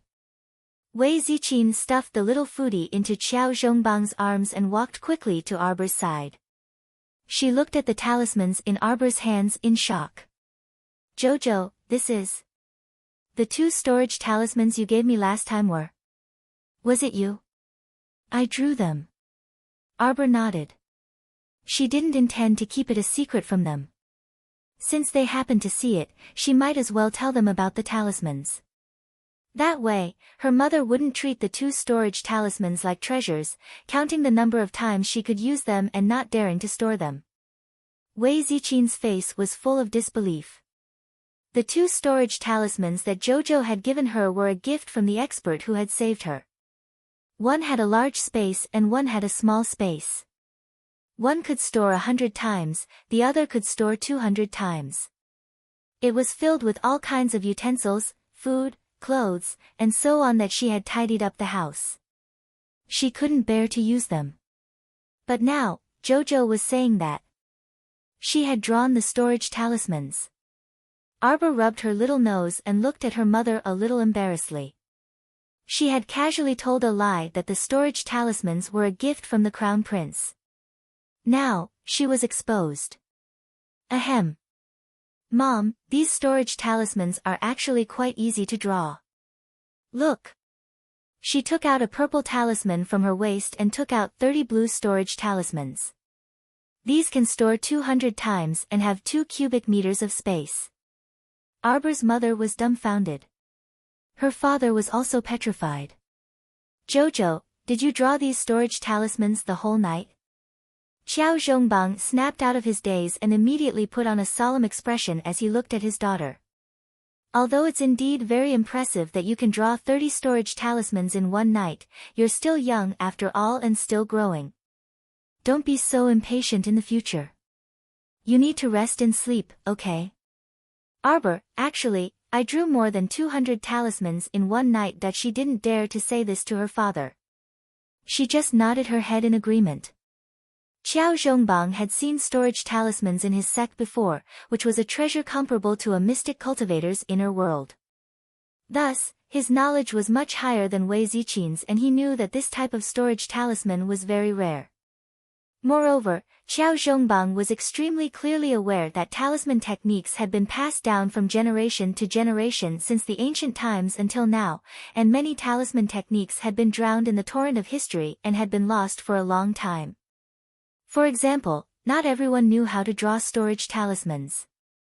It was unknown whether there were any talisman patrician families in Guanlan City who knew how to draw storage talismans. In any case, he only knew that a storage talisman was a highly sought-after item, whether it was placed in an auction or in the black market. However, at this moment, when his daughter acted like a nouveau riche and his wife, giving each of them 10 talismans, Qiao Zhongbang's hand holding the storage talisman trembled slightly, and his eyes were filled with an expression that said, "Am I dreaming? These 10 talismans are for second uncle." Arbor stuffed another 10 blue talismans into his father's hands. He then picked up the blue and yellow summoning talismans and looked at them. Finally, he put away the blue talisman and planned to open a yellow talisman. "Jojo, what's this?" Qiao Zhongbang's agitated emotions calmed down slightly. His gaze was fixed on the yellow summoning talisman in Arbor's hand. This beginner-level yellow summoning talisman was the demonstration talisman that had just fallen out of the golden talisman jade tome. Arbor thought for a moment before taking the yellow talisman and walking out of the building. He said as he walked, "This is a summoning talisman." Chapter 152. She might summon a large animal like a jackal, wolf, tiger, or leopard later. When Xiaomu walked downstairs, she bumped into the girl Xiaoyao, who approached her with a grin. "Master, madam, little master, breakfast is ready." The little foodie lay in her father's arms, and her eyes lit up when she heard that. "Big sister, breakfast." Arbor paused and turned back to say to Xiaoyao, "You guys go ahead first. I'll come to the parlor to eat later." "No, no." Qiao Zhongbang shook his head. "It's rare to see a legendary summoning talisman. How can father not stay and take a look?" Wei Ziqin also expressed her willingness to watch. Xiaoyao, on the other hand, was a little dumbfounded. She looked at her little master and asked in astonishment, "Summoning talisman? Was there something wrong with her ears? Why did she hear master mention a summoning talisman?" From what she knew, this talisman was a talisman patrician family in Guanlan City that had been treasured for generations and was on the verge of extinction. The entire patrician family only had one summoning talisman, and it was worshipped in the ancestral hall all day long like a divine object. "All right then." Arbor nodded. "Father, mother, don't be nervous. The summoned animals and plants should listen to orders." Actually, she didn't have any confidence when she said that. She had never summoned any animals or plants from beginning to end, so who knew what the hell she would summon? What if it was a ferocious beast? She didn't want to scare Shaolin, into crying with her loud voice. "Cough, father, mother, carry Shaolin, and walk further away." Arbor held the yellow talisman and reminded them. Wei Ziqin thought that there might be danger, so she nodded and pulled Xiao Zhongbang back with her. She even exhorted, "Jojo, be careful. Run if you see something wrong." Arbor looked down at the yellow summoning talisman in her hand. These talismans were all made by her, and the talisman energy contained her aura. To her, opening the talisman was too easy. She didn't even need to drip her blood on the talisman. She just stretched out 2 fingers and wiped the talisman. After the talisman broke and the yellow light burst out, everyone tried their best to open their eyes and look at the garden. They were all very nervous. Qiao Mu, who was anticipating the appearance of a ferocious beast, was already in a fighting stance, waiting for the legendary ferocious beast to pounce on her and let her beat it into submission. However, a shrill cry rang in her ears, so shrill that her small body trembled. A few green feathers floated towards her, and the fluff drilled into her face. Arbor spat twice and wiped the fur on his face with his little hand. The shock in his eyes was still there. Suddenly, a creature with a neck and claws that were very slender and long, flapping a pair of incomparably short wings and squealing, hopped over, flapping its small wings as it chased after her while screaming. Holy shit, with this appearance, isn't it just a mutated chicken? This was a far cry from the ferocious beast she had in mind, alright? You! Don't come over. Wah! Arbor's eyes widened. Seeing the chicken pounce over, she suddenly turned around and ran out of the garden. Qiao Zhongbang and his wife looked at each other in dismay. They couldn't help but burst into laughter. Their daughter's behavior just now was too funny. This was how a little girl should be energetic. The husband and wife happily carried their daughter and chased after her. Jojo, don't run around. The small parlor for eating is over there. Who would be in the mood to eat at a time like this? Arbor sadly looked up at the clear sky, her heart filled with helplessness. Chapter 153. Good morning, big brother, sister-in-law. Qiao Zhongxing had a good night's sleep and happily brought his son to the entrance of the small parlor. When he looked up and saw his eldest brother and his wife, he smiled and stopped. Who would have thought that when he turned around, he would see his niece, who was usually calm and composed and had the appearance of a little adult, being chased by a strange thing and running towards the reception pavilion behind him. She even let out an anxious voice from her mouth. Go back, go back. Qiao Zhongxing was dumbfounded. His son, Qiao Hu, exclaimed, Dad, it's a pheasant. Is it for us? Qiao Zhongbang and his wife, Ahem, second brother, don't be nervous. Let's go and have breakfast first. Qiao Zhongbang smiled and patted his younger brother's shoulder. He thought of something and reached into his sleeve to take out a stack of 10 storage talismans, stuffing them into Qiao Zhongxing's hands. Big brother, what are these? Talisman papers. The talisman papers sold in the shop were very expensive, and most of them were fake. Where did his brother get these? Yes, these are storage talismans your niece drew. Let's go in and talk about it in detail. They sat at the round table.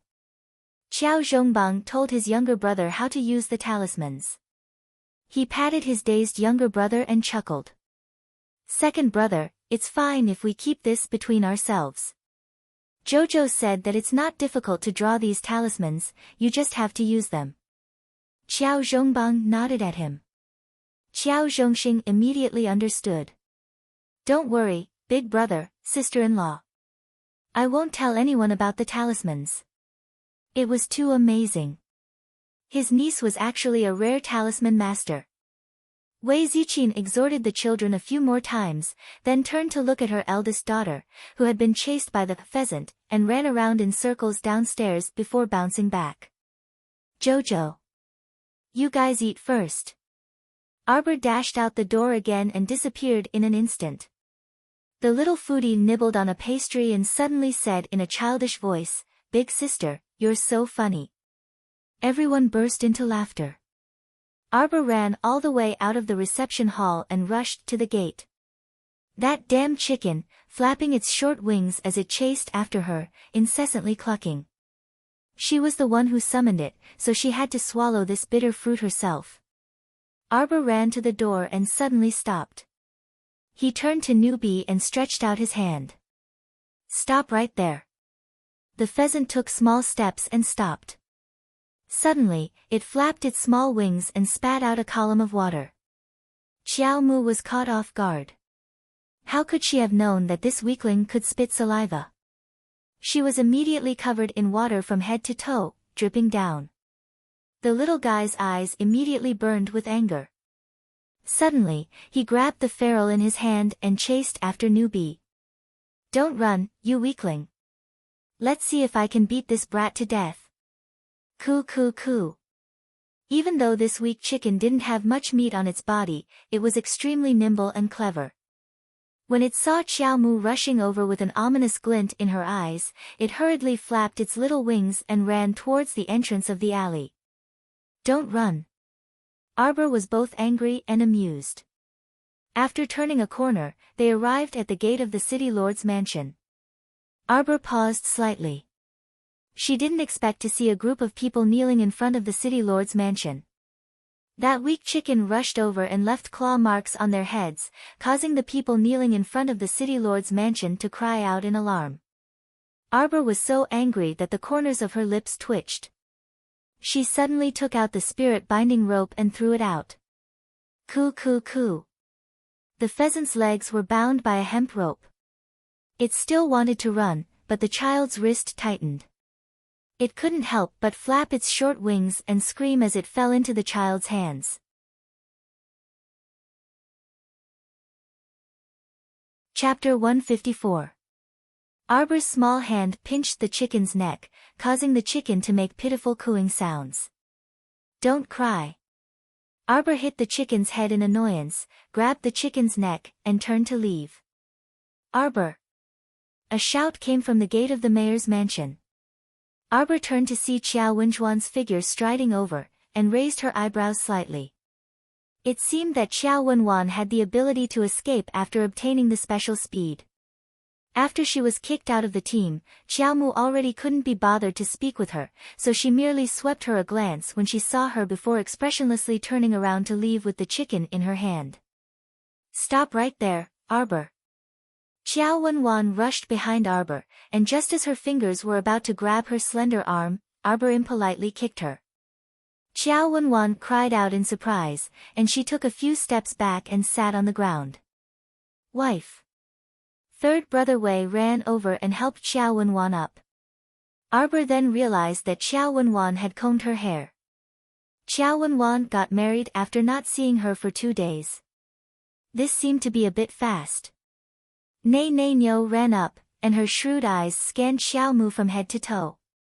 When she saw that this child's cheeks were rosy and her clothes were bright and beautiful, a shrewd glint flitted across her eyes. Isn't this old Xiao's family's Arbor? Madame Nyo walked up with a smile, and tried to hold Arbor's little hand. Do you still remember Granny Nyo from the Wei family village? Arbor took a step back with the chicken, and said with a wooden face, I don't know you. Madame Nyo's deliberate smile suddenly froze on her face. This child, didn't the two families meet a while ago because of your aunt's marriage? Madame Nyo smiled awkwardly. But you're still young, so it's normal that you don't remember. Where's your grandmother? Granny Nyo is going to greet your grandmother. Seeing that this child was dressed in clean and beautiful clothes, she must be living a good life. It had been hard on the Wei clan to flee all the way here. They were exhausted and didn't even have a place to stay. If they didn't go now, when would they? Miss Chiao, did the commotion caused by the city lord's mansion in the middle of the night disturb your rest? The scholar Zhang Yan walked over and asked with a gentle expression. Last night, concubine Lu's reckless second nephew caused a huge commotion. In his fury, the city lord almost chased concubine Lu's entire family out of Shijiu City. That night, Master Lu tied up his second son and knelt in front of the mayor's mansion to beg for forgiveness. Concubine Lu cried for the entire night, causing chaos in the mayor's mansion. With such a large commotion, the Qiao residence, which was only half an alley away, was definitely affected. Zhang Yan looked at the child apologetically. No. Arbor shook his head. Mr. Zhang, you worry too much. We had a good rest. That's good. Zhang Yan nodded with a smile. Madame Nyo's line of sight, back and forth on Zhang Yan Arbor's body, emitted bursts of sparks. Arbor, this brat, was actually so close to the city lord's personal scholar. It seemed like there was hope to fight for some benefits for their Wei clan. That. Mr. Zhang, if there's nothing else, I'll go back first. Arbor didn't wait for Madame Nyo to speak and nodded at Zhang Yan before turning to leave. You. Madame Nyo was so angry that her face turned green when she saw that the little fellow didn't give her any face. How would Xiao Mu pay attention to her? She carried the squawking chicken and walked straight home. Isn't this big sister Zichin's Jojo? A gentle voice entered Arbor's ears, causing his expression to instantly turn extremely cold.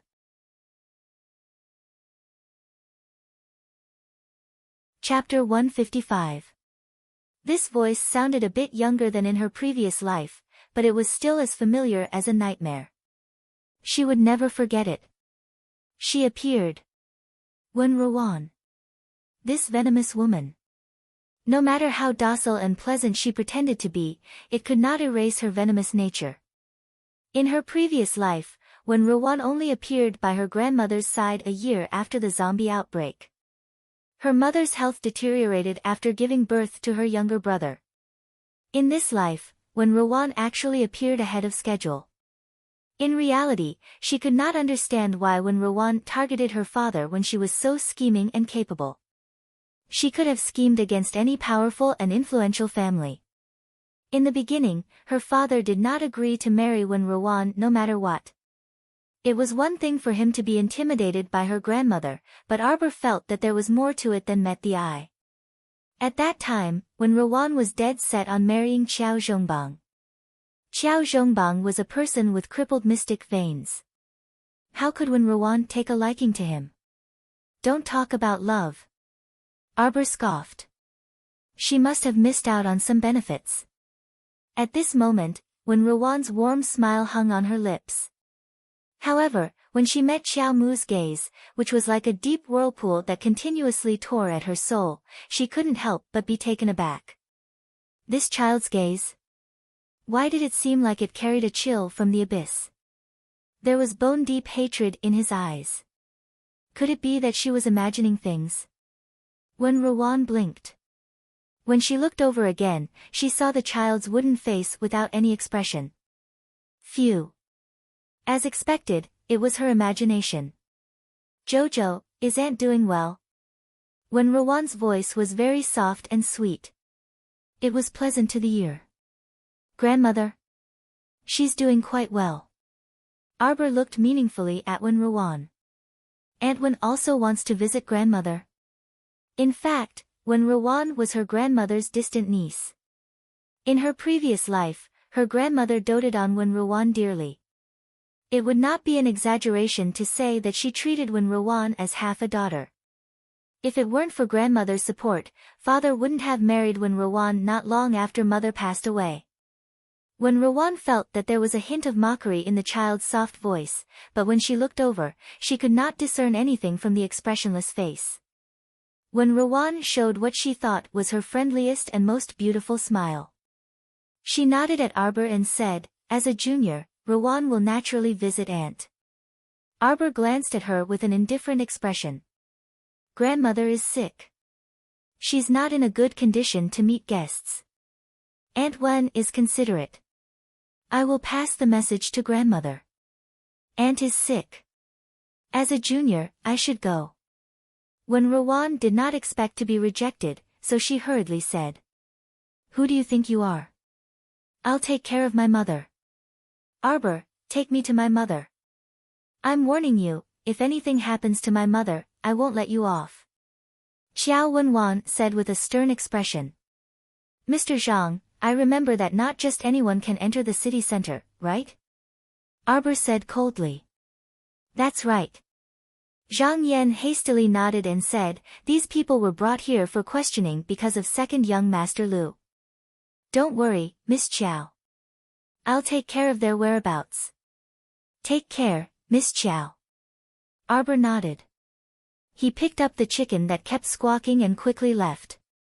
Xiao Wenjuan's eyes nearly popped out of their sockets. She chased after Arbor and shouted a few times, but the guards of the city lord's estate mercilessly stopped her. The Qiao estate's private residence is ahead, Mr. Zhang said indifferently. Don't enter without the owner's permission.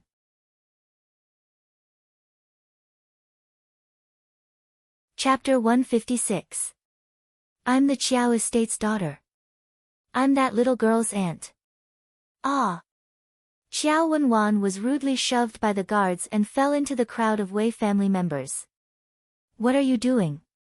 Xiao Wenwan shouted angrily, her pretty face flushing purple. Give them their identity tablets, Zhang Yan casually ordered. Zhang Yan ordered casually, then turned and walked towards the group of people from the Lu clan kneeling at the door. Come with me. Family head Lu felt as if he had been granted amnesty and heaved a sigh of relief in his heart. He kicked the groaning second Lu and said, "Unfilial son, get up. Later, kowtow to your uncle a few more times. Let's see what kind of trouble you've caused in the estate. If you don't beg for your uncle's forgiveness today, I'll kick you out of the Lu family and let you fend for yourself." Causing trouble in the middle of the night and angrily smashing the city gates, this unfilial son was the one who did all these shameful things. If it weren't for his old face, perhaps their Lu family would have already been kicked out of Shizhou City by the city lord. Second Lu pursed his lips and got up from the ground, feeling wronged. He did not forget to look back at Wen Ruan and smiled obsequiously. "Little sister Xiaowan, wait for me." Dad, what are you doing?" Second Lu, whose left ear was grabbed by family head Lu, was in so much pain that his head tilted to the side. He followed family head Lu to the city lord's estate and kept calling out, "Little sister Xiaowan. Coward. What a useless guy.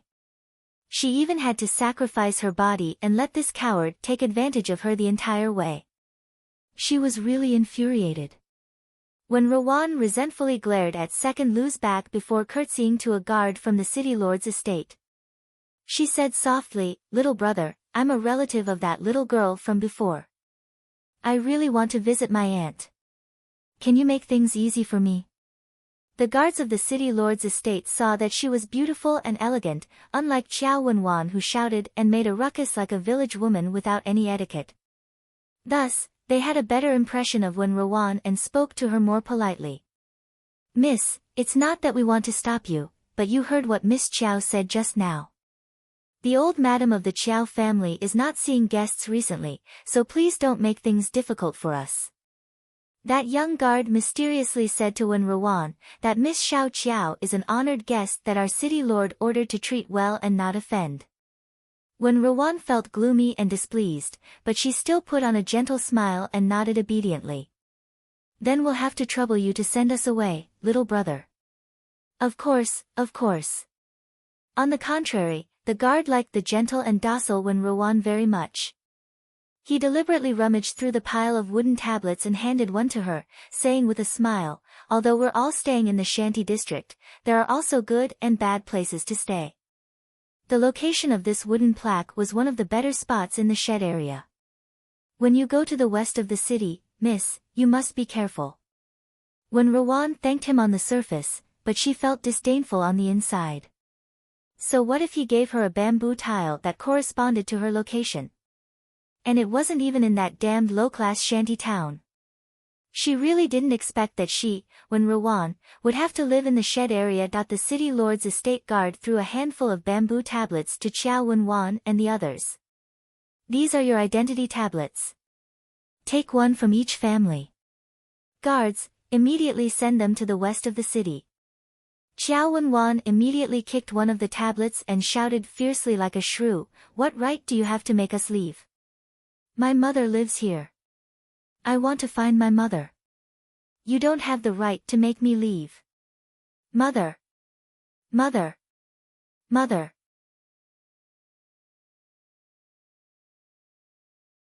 Chapter 157. Make them leave immediately. As soon as the head of the bodyguards gave the order, two people immediately came forward and unceremoniously grabbed Xiao Wenwan, who was struggling and shouting. They carried her all the way out of Pear Blossom Alley. Xiao Wenwan screamed until her throat was hoarse. She was so angry that sparks could fly out of her eyes. She kept cursing, "Arbor, you cursed little bastard, how dare you treat your aunt like this? You're utterly devoid of conscience and morals. I'll see how you'll die in the future." The city lord's estate's guards were experienced in dealing with this kind of shrew. They directly stuffed a dirty rag into Qiao Wenjuan's mouth, and her screams abruptly stopped. The two of them worked together to drag Qiao Wenwan outside and threw her onto the donkey cart without the slightest bit of pity for the fairer sex. The city lord's estate's guards pushed the Wei family members onto the donkey cart one after another and pulled the cart toward the west of the city. However, they were more courteous to Wen Ruan. They even specially gave her a gentle pony and let her ride it alone. The Wei family left with sullen faces while cursing at the heavens and earth. Arbor carried the chicken's neck back home and did not pay attention to the farce in front of the city lord's estate. Caw caw caw caw. You're going to caw again. I'll turn you into a bald chicken and pluck out all your feathers. Arbor threatened coldly, not caring if the chicken understood him or not. Sure enough, the chicken did not dare to caw. It flapped its wings and cawed pitifully. Ha! What are you dissatisfied with? Arbor coldly glanced at the chicken. I'm the one who's embarrassed. Have you ever seen anyone use a summoning talisman to summon a bald chicken? I'm truly the first person since ancient times. Arbor huffed angrily. He got a bit angry just talking about it. Caw caw caw. A certain chicken flapped its wings indignantly and spouted water all the way. The child unreservedly flicked its head. If you keep spouting water, I'll twist your head off and kick it like a ball. A certain person felt very miserable. Child, did your parents know that you're so savage? Do you think you're so great just because you can spray water? I can find a street performer and he can even spit fire. Arbor angrily rebuked the chicken. Then, he felt that he was a little funny. This chicken. Perhaps when it was summoned by him, it also felt extremely helpless and had no choice. I'm telling you, when it's time, go back immediately. The next time I use the summoning talisman, you have to be more careful. Don't come and join in the fun, okay? I'll let it go this time. I forgive you. Let's get along well and part on good terms. After one day, leave quickly and don't look back. She was a great talisman master who had to summon fierce beasts like lions, tigers, bears, leopards, and so on. How could she endure summoning a chicken? As soon as Steward Chang Zai opened the door, he saw his stoic-faced little miss holding a chicken in one hand and muttering non-stop. That scene was indescribably beautiful. Chang Zai's mouth twitched as he opened the door for Arbor and welcomed her in. Miss, Master and Madam said that you haven't eaten breakfast yet. Do you need some now? Arbor shook his head. No need, Butler Chang. I'm going to old Madam's room. Is Sun Yang there? Speaking of Sun Yang, Chang Zai wanted to shed a tear of sympathy for her. Sun Yang was in charge of chores like sweeping the courtyard and was also assigned by the little master to go out and buy things. When she had time, she still had to go to old Madam's room to wait on her. She was as busy as a spinning top every day. Old Madam doesn't need much service. Serve her 3 meals a day and make her a pot of tea to cool down. Arbor carried the chicken and walked as she said indifferently, at this time, it's already good enough to have 3 meals a day. What's there to be so particular about?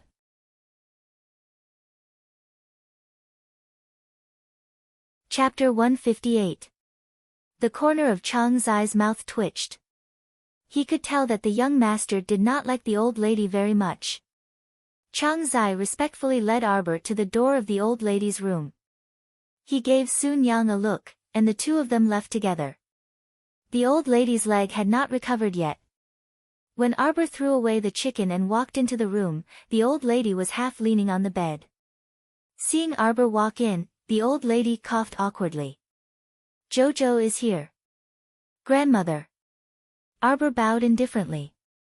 Although his expression was cold, old lady Chiao could not find any fault with his etiquette.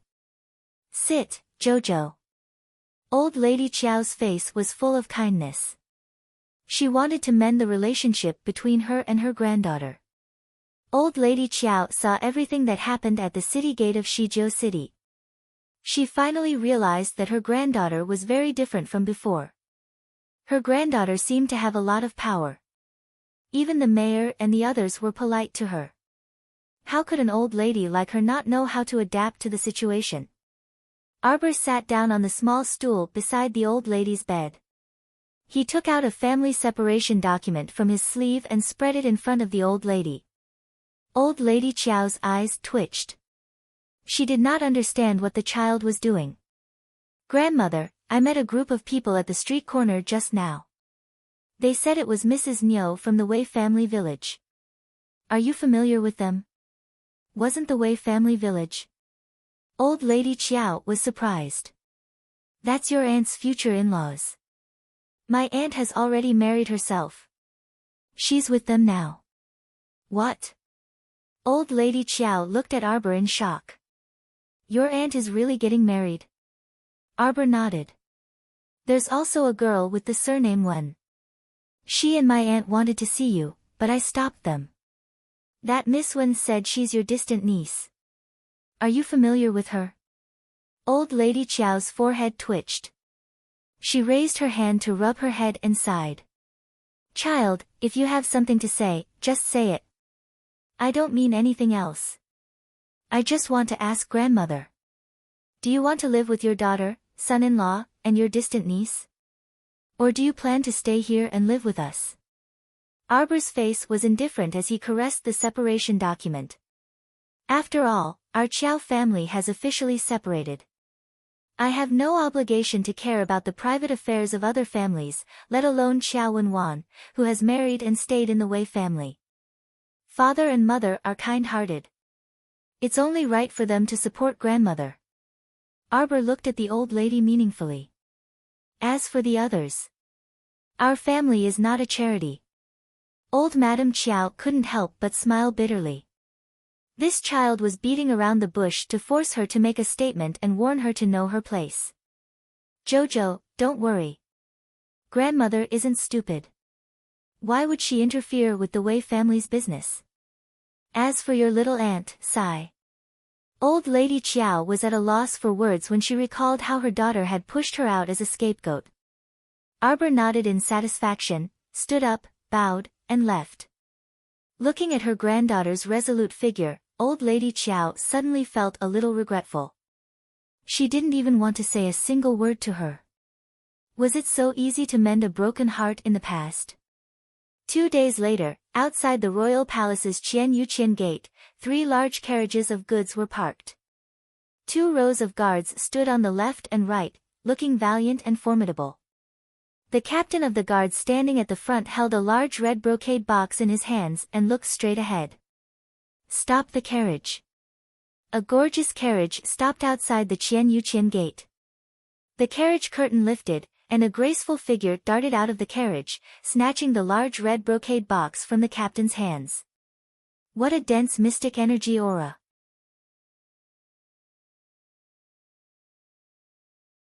Chapter 159. The guard captain was shocked and dodged backward while holding the brocade box. He raised his scabbard to block the soft, jade-like hand. Commandery Princess, please stay your hand. This is a gift prepared by His Highness the Crown Prince. Please be careful and don't damage it. A gift from Brother Crown Prince? Who is it for? The newcomer was a young girl about 13 years old. She was wearing a long dress embroidered with golden flowers, and her glossy black hair reached her waist. There was an 8-treasure glazed hairpin inserted into her loose black hair. Her skin was creamy, and her face was like a full moon. She was extremely charming. At this moment, her hand was tightly clasped around the guard captain's wrist. Her eyes were sharp as she coldly stared at the other party. Commandery Princess Huihen. The guard captain did not appear overly flustered when facing this pampered commandery princess. He only respectfully said, "This subordinate is only responsible for escorting this batch of goods and does not know anything else. Let go. Let this commandery princess see what's inside the box." Commandery Princess Huihen pursed her lips and coldly stared at the guard captain. Please forgive this subordinate for not being able to comply. Insolence. Commandery Princess Huihen was enraged. She raised her willowy eyebrows and glared at him coldly. He Tian. You, a mere centurion of the Imperial Guard, dare to look down on this commandery princess like this? How should you be punished? Commandery Princess, this subordinate does not dare. However, this subordinate has no choice but to obey the king's orders. Commandery Princess, please make way. This subordinate and his subordinates still need to leave the city and cannot be delayed. He Tian held the box with one hand and crossed his thick arm in front of his chest as he loudly spoke to Commandery Princess Hui An. You impudent dog slave! How dare you look down on this Commandery Princess? Commandery Princess Hui An gritted her teeth and cursed as she pulled out a whip from her waist. With a smack, she heavily swung it at He Tian's arm. He Tian was as immovable as a mountain and tightly hugged the brocade box in his arm. His eyes were unperturbed as he looked at the pampered Commandery Princess and coldly said, Commandery Princess, this subordinate is following His Highness the Crown Prince's orders. You dog slave, you're using Brother Crown Prince to suppress this Commandery Princess again.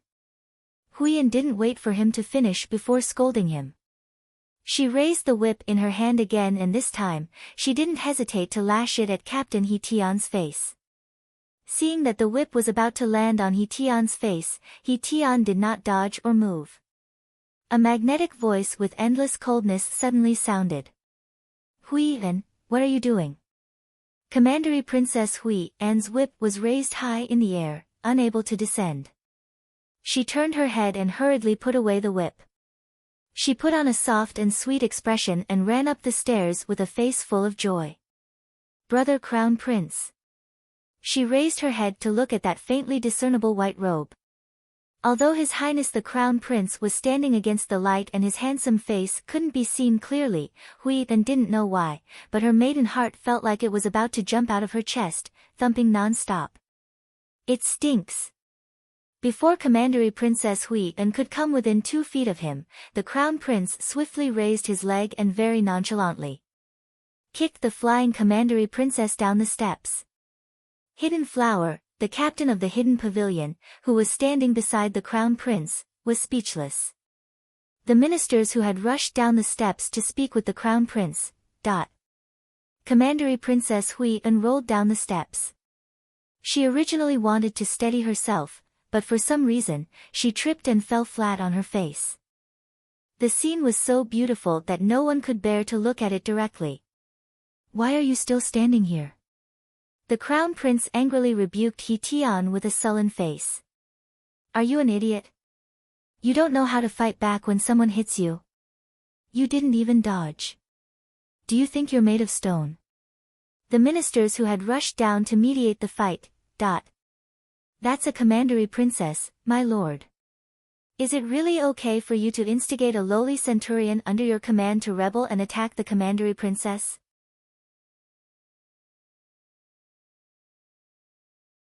Chapter 160. He Tian immediately cupped his hands and admitted his mistake with a serious expression.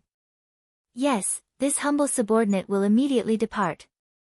The next time I encounter something like this, I definitely won't not retaliate. Hidden Flower's mouth twitched. He freaking felt that the personal guards brought by the Royal Guard Commander, Hui Feng, were similar to him, a bunch of hotheads. The Crown Prince, who was worried sick about his subordinates, sighed helplessly and turned to look at Hidden Flower. Why are you still here? This subordinate will go immediately. Hidden Flower's expression turned solemn, and he quickly followed He Tian's group. He had promised His Highness the Crown Prince that he would personally patrol Shizhou City in His Highness' stead. It was not until He Tian's group had rolled far away that Commandery Princess Hui An, who had fallen flat on her face, finally realized that her brother the Crown Prince had mercilessly kicked her flying. Commandery Princess, her personal maidservant cautiously called out to the Commandery Princess. This maidservant will help you up. I don't need you to help me. Commandery Princess Hui An jumped up from the ground. Her well-groomed hair was half disheveled, and she looked very disheveled. The main reason was that she had fallen head first and nibbled on it, and the area around her nose was bleeding. Her appearance was too beautiful, so her personal maidservant did not dare to look straight at her. Go investigate. Investigate clearly. Brother Crown Prince, who did you give gifts to? Commandery Princess Hui An was so angry that her lips were trembling, and her heart full of tenderness and sweetness turned into fury. Seeing her personal maidservant's cowardly appearance, Hui then slapped her and angrily shouted, "Hurry and help this commandery princess tidy up my appearance. This commandery princess will immediately see Her Majesty the Queen." Her personal maidservant shrunk her neck with a bitter expression. Although she was afraid of commandery Princess Hui, she still could not help but console her. Her Majesty values His Highness the Crown Prince more than her eyes. If such a small matter is brought to Her Majesty, it will only cause her displeasure. Commandery Princess Hui angrily stomped her feet. "I don't care. Then I'll go reason with Her Majesty the Queen Dowager." "Commandery Princess, let's return to the estate first." A few maidservants followed behind her and bitterly consoled her. Although the Queen Dowager usually doted on the commandery princess, if it was related to Her Majesty the Queen Dowager's precious grandson, even 10 commandery princesses would not be enough. Commandery Princess Hui was so angry that she left the royal palace in tears. When Mo Yen heard the report from the eunuch Xiao, 11Z, she didn't even raise her head. She only made a sound of acknowledgement, and the brush in her hand moved slightly before she placed it to the side. The crown prince propped up his chin with one hand and tilted his head to look at the table. This continued until Xiao, 11Z cautiously called out, "Your Highness the Crown Prince, the 9th and 10th princesses have arrived." "Oh." The crown prince moved his elbow and raised his head.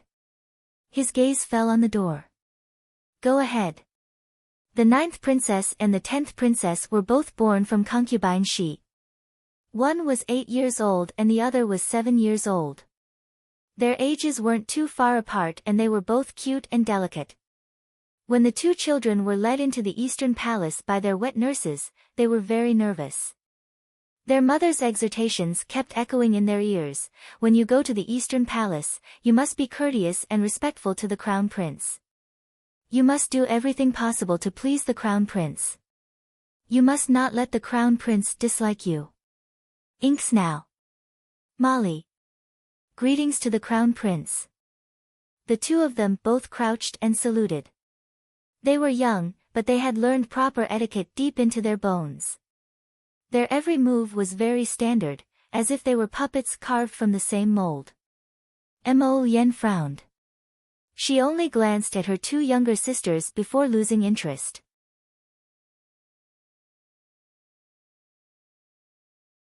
Chapter 161.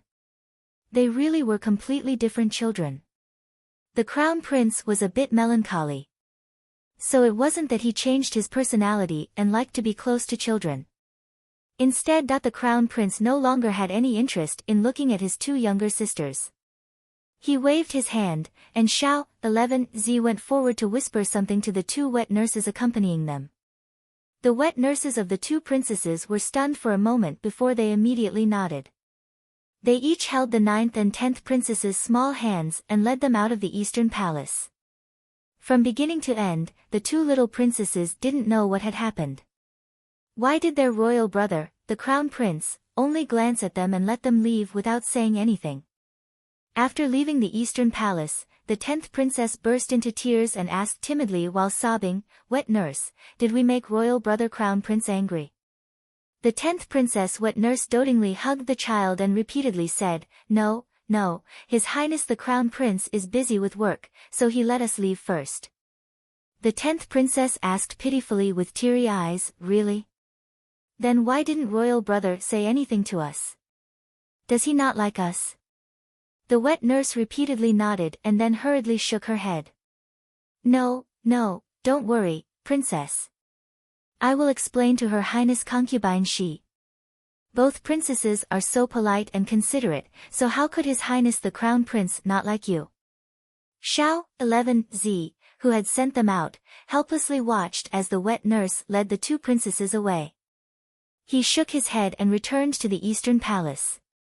"Sigh, I don't know what's wrong with that lord at home again, but he suddenly said that he wanted to see his 2 royal sisters. In the end, he sent them away without saying anything after they came. Crown Prince, you'll really scare little children if you act so recklessly." When Xiao 11Z returned to the room, he immediately saw his master maintaining the same posture of propping up his chin with his hand and staring motionlessly at the table. He's been standing there in a daze for at least 15 minutes. Xiao 11Z trotted to the crown prince's side and wanted to take a look at the table out of curiosity. However, he saw the crown prince reach out 2 fingers to pick up the thin drawing paper and raise it high. Xiao 11Z didn't even see a strand of hair. On the drawing paper was a little girl with a stoic face. She was expressionlessly looking at him. Her clear black and white eyes were like 2 cold pools.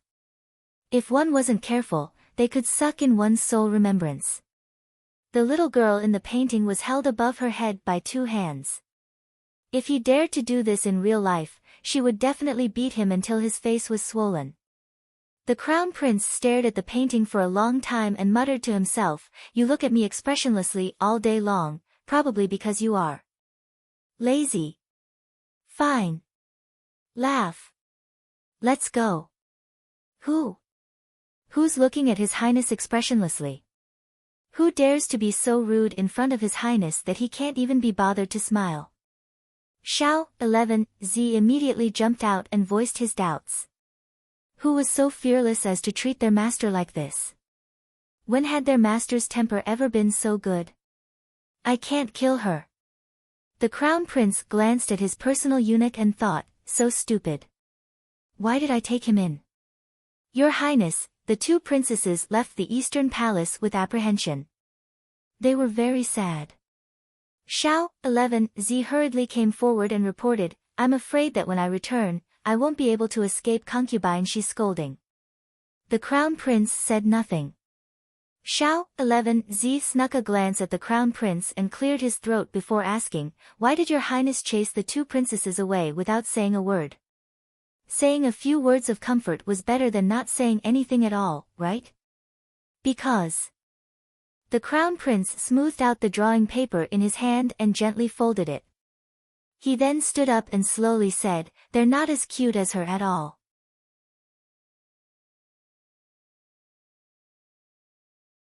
Chapter 162.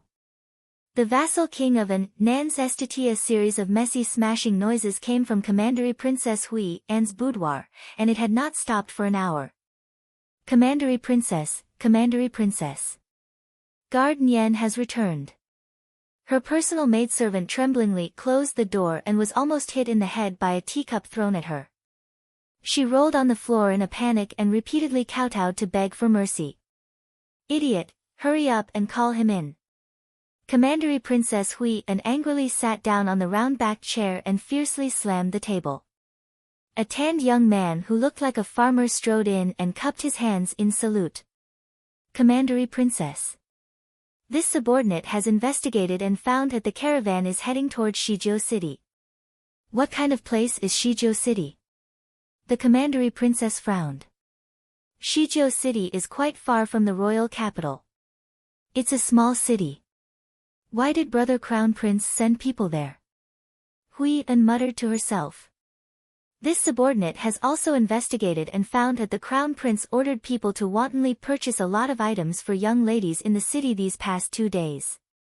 Women? Hui An's voice rose an octave before she heavily slammed the table. She gritted her teeth and said, "What a little bitch. When did His Highness the Crown Prince get seduced by a little bitch without her knowledge?" "Nian Kuei, I want you to immediately take 2 people and follow them. Once you reach Shizhou City, investigate that bitch's origins."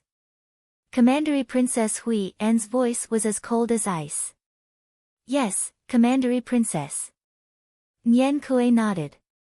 "Should we capture her?" "No need." Hui An gritted her teeth and pushed a small box in front of Nian Kuei. "Just make that little bitch consume this." Hui An's lips tugged into a malicious smile. "I want that bitch to beg for death. Since she dared to steal Brother Crown Prince's favor from her, the Golden Commandery Princess Hui An, then she would make that bitch suffer for the rest of her life." "Your Highness."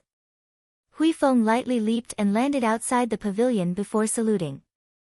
The Crown Prince was sitting next to the railing in a leisurely and elegant manner. His slender fingers pinched a few pieces of pastry powder and tossed them into the pool. Commandery Princess Hui and sent 3 royal guards to Shizhou City. One of them is a 7th-layer body tempering cultivator. Huifeng's words caused the crown prince's fingers to pause. A trace of mockery flashed in the depths of the crown prince's eyes. His voice was indifferent as he said, "Let her be. You'll die if you underestimate baby Qiao." His mood was inexplicably excited. Darling Qiao should be quite bored after settling down in Shizhou City, so it would be good for her to practice her skills with these 3 idiots. "Your Highness, the Great King has summoned you. Read it." The Crown Prince flicked his sleeves, his voice indifferent. The Great King decreed, "For the past few days, the zombies have been wreaking havoc in the royal city, causing the people to be unable to make a living and suffering. This lonely one is deeply worried and unable to sleep at night. Today, I've decided to go to Mount Hong to pray for the people and set off immediately." He promoted the Crown Prince to be a regent and to handle the daily affairs of the state. The afternoon breeze caressed the Crown Prince's face. Although the weather was very hot, the eunuch who delivered the edict felt waves of cold air. After reading the edict, he stood there stiffly, not daring to move. The Crown Prince raised his eyebrows with a faint smile. Who else did the Great King bring with him? Although the Crown Prince didn't fly into a rage, he could still feel his terrifying rage. The edict eunuch said with trepidation, "The Great King brought Consort Zheng and noble lady He. Hm. And. The edict eunuch rattled off the names of several beauties. The Crown Prince nodded, his eyes cold and cheerless. "You may withdraw." The edict eunuch wiped his sweat and hurried away. He felt a chill run down his spine. The Great King left behind a pile of mess and ran off like this. "Will Your Highness the Crown Prince really allow you to peacefully enjoy a beautiful holiday? Isn't it a bit too monotonous with only beauties?" The Crown Prince narrowed his eyes and muttered to himself, "Throw a few zombies over and let the Great King have some liveliness over there." Huifeng. "The Great King, please take care of yourself." Shizhou City. After darling Qiao finished absorbing the last magnetite, she looked up at the darkening sky outside the window. "Miss, there's a youth from Daybreak sect who calls himself Duan Yu requesting an audience." "Why did Duan Yu come here?"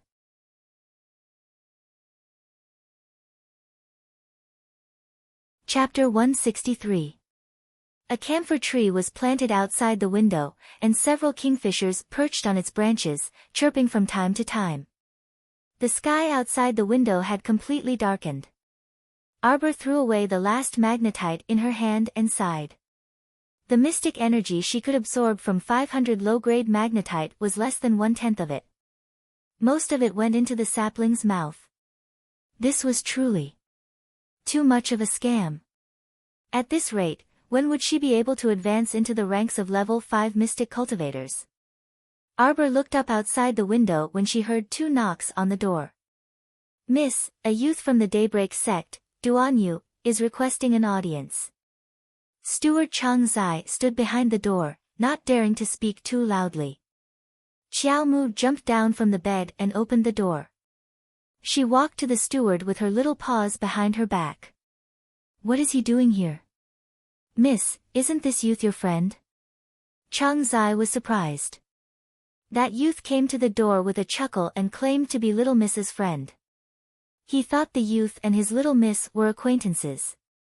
Arbor's footsteps paused, and her gaze was icy. Her childish voice should have been soft, but it carried an inexplicable murderous aura. "I've never had any friends." The steward's heart trembled, and he took a step back and bowed. "This old servant understands." Arbor pattered toward the side hall.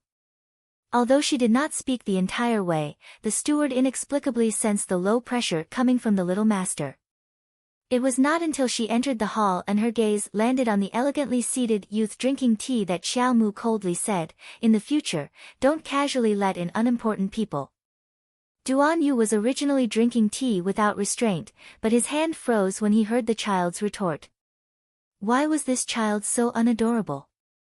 Hey, is this the attitude you should have toward a friend? Duan Yu angrily threw the teacup on the table and jumped up from the chair. No matter what, we're friends who have gone through thick and thin together, through fire and water, through life and death together. I don't have any friends. Xiao Mu frowned and looked at him strangely. Duan Yu immediately exploded. You, what kind of gaze and attitude is that? You. What did you say? What do you mean by no friends? I thought that after going through a life and death situation together, we should be good friends who can go through thick and thin together, right? He was infuriated. How could there be such an evil child in this world? When she didn't speak, she looked obedient and cute. She was soft and cute. The moment she opened her mouth, he wanted to kill her. No friends. The child bluntly retorted him with 3 words, which angered Duan Yu so much that he jumped up and wanted to run out the door. He didn't want to talk to her anymore. This facial paralysis, this ice-cold wooden doll. This little bastard. He was really looking for trouble. That was why he rushed here to be scolded by her. The little fellow pattered over to the seat of honor and jumped up, looking coldly at the youth standing in front of him. The little guy was sitting on the round-backed chair. He was only half the size of the chair. He curled up into a soft ball on the chair with his little arms and legs slightly raised. For a split second, Duan Yu suddenly wanted to laugh. Why did he get angry with a little kid? Duan Yu decisively returned to his seat and looked at the child face to face. Just because we didn't have any friends before doesn't mean we won't have any in the future. From today onward, we are friends. Tomorrow, the Mystic Cultivator Association will send someone to guide the children in the city and open their mystic meridians. Jojo, let's go take a look together.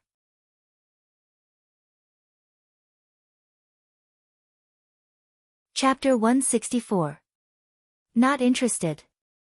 The child's words were like a boulder that forcefully suppressed Duan Yu's enthusiasm.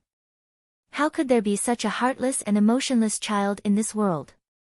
Normally, when a child heard someone's invitation to go out and play, wouldn't they happily agree to it? What kind of mutant was this child? How could she be so loathsome? Jojo. Second Uncle Qiao suddenly walked in excitedly. Didn't this little brother say earlier that an instructor from the Mystic Cultivator Association will come tomorrow to guide the children in the city to open their mystic meridians? Arbor glanced at Xiao Hu, who was hiding behind Second Uncle. That child's round head was lowered and he kept rubbing the corner of his clothes, looking uneasy and uneasy. Yes. Arbor jumped down from the chair and pattered to Xiao Hu's side. She grabbed his hand. Brother Xiao Hu, I'll accompany you to find an instructor to open your mystic meridians tomorrow. Don't worry, it doesn't matter if you succeed or not. We're just going to try, so don't put too much pressure on yourself. Xiao Hu looked up at Arbor pitifully. Sister, I've already tried for 3 years, but I haven't succeeded in opening my mystic meridians. What's wrong with that? Some people try 8 to 10 times in a row before succeeding. You've only tried 3 times, so it's nothing. Maybe we'll succeed this time. Arbor comforted Xiao Hu by patting his shoulder. Really? Xiao Hu's eyes brightened. Duan Yu looked at the child with a stifled expression. Why was she so cold and heartless when he spoke to her? It was as if she kept him at arm's length. However, the child even learned how to comfort that thick-headed brat. Then I'll come pick you up tomorrow morning. Seeing that the child was about to turn around and refuse, Duan Yu quickly said, I can take you through a special passage. There's no need to line up. The child ran to his side with small steps, raised his head and waved at him. So cute. She's a baby when she doesn't speak. Duan Yu bent down in surprise, and a strand of hair brushed past his face. What do you want to say to me? Slap. A talisman was slapped on the youth's forehead. Sleep. Second Uncle Qiao. Duan Yu. Xiao Hu said, Sister, you're amazing. This is the demon suppression talisman, isn't it? Naughty child. You're thinking too much, okay? Those who go around with fake talismans and say that there are demons causing trouble in your house are all fake Taoist priests who cheat you of your money. You're the demon, your whole family are monsters. The youth's breath was stuck in his chest. After a long while, the young man stretched out two fair fingers and tore off the talisman that was floating on his forehead. Facing the child's bright and watery eyes, the youth was speechless for a moment. This is a new toy for children. Darling Qiao sighed and crossed the tall threshold with her hands behind her back like an old man. As she walked, she muttered to herself, I didn't expect that such a weakling would have a higher cultivation than me. How helpless. Any random cat or dog was more powerful than her. It was all the little tree's fault for always fighting with her. Capital. Origin. Arbor looked up at the sky. If the opponent was one rank higher than her, they would be immune to the sleeping talisman's effects. Duan Yu stiffly stood behind the threshold and stretched out his hand to call back that strange child. Come back and tell me, who's the weakling? Early the next morning, after Arbor freshened up, she headed straight for the entrance. As expected, Duan Yu was waiting outside the Qiao estate. When he saw her step out, he cheerfully greeted her, Jojo, good morning.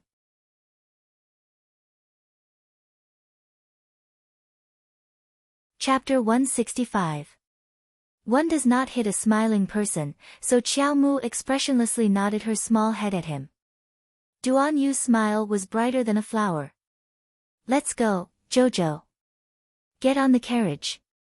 Today, not only did the Mystic Cultivator Association send people, but the three sects also sent people. Arbor got on the carriage with a taut face and waited solemnly. Qiao Hu anxiously glanced at his sister, but when he saw that she had no intention of speaking, he also shut his mouth. The carriage started rolling and headed toward the western part of the city where the crowd was gathered. Many city citizens had gathered at the plaza on the western part of the city early in the morning after hearing the news. They lined up with their families and inquired about the news with each other. They never dreamed that the Mystic Cultivator Association would come today to try to activate the children's mystic meridians. If their children could successfully activate their mystic meridians and become mystic cultivators, they would definitely be able to change their current impoverished situation. They would no longer need to live in this tiny shantytown in the western part of the city. Life in the shantytown was difficult and resources were scarce, so theft and robbery often occurred. Whoever had the biggest fist was the law.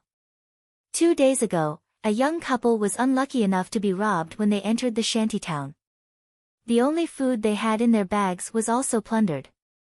Now, their lives were extremely miserable and they had to beg everywhere for a living. The chaotic western part of the city originally housed many people from other villages and towns. Because the Mystic Cultivator Association had set this place as the location for the children's test, the city lord sent people to chase away the refugees on the square and clean it up before the sun even rose. Hence, when Arbor's carriage arrived, the road was basically unobstructed. As the carriage rolled past the main street plaza, Qiao Hu lifted the curtain to take a look. The western part of the city isn't as chaotic as imagined. It's just a little tidying up because there are guests. Arbor didn't need to look to know what kind of scene this place usually was. Earlier, at Shizhou City's city gate. When the young couple refused to hand over their resources and came to live in the shantytown for free with a low-class sign, Mr. Zhang's meaningful gaze made it clear to Arbor that life in the shantytown might not be easy. In this kind of place where the strong preyed on the weak, a young couple with food would be robbed in a matter of minutes. Therefore, even if they didn't hand over their supplies, they wouldn't be able to keep their belongings. If they had handed it over at that time, they might have been able to exchange it for an ordinary residence in the north or south of the city. What the couple did was absolutely stupid, but Mr. Zhang had no obligation to remind them. Arbor walked down from the carriage, and immediately countless gazes gathered on her. The child wore a moon-white shirt, and his stoic face was expressionless. Although she didn't have any accessories on her body, she still gave people an indescribable feeling of nobility. Yo, Xiao Hu, you've come to trigger your meridians again. As expected, you come every year without fail. Unfortunately, it's not of much use. My mother said that you're a good-for-nothing and that you'll never become a mystic cultivator in this lifetime. A child's voice rudely entered Arbor's ears, causing her to involuntarily knit her brows. Arbor's cold gaze shot over and saw that it was an 8 or 9-year-old child. He wore a white robe in the style of the Daybreak sect, and the unique circular emblem of the Daybreak sect was embroidered on his chest. Who are you? Arbor felt that the little boy in front of him was somewhat familiar. Younger sister, He's second aunt's son, Xiao Kong. Second aunt? Arbor's, I don't know, expression made Xiao Tsong's heart burn with anger. Are you an idiot? Xiao Tsong pointed at Arbor and cursed, you don't even recognize your second aunt, my mother.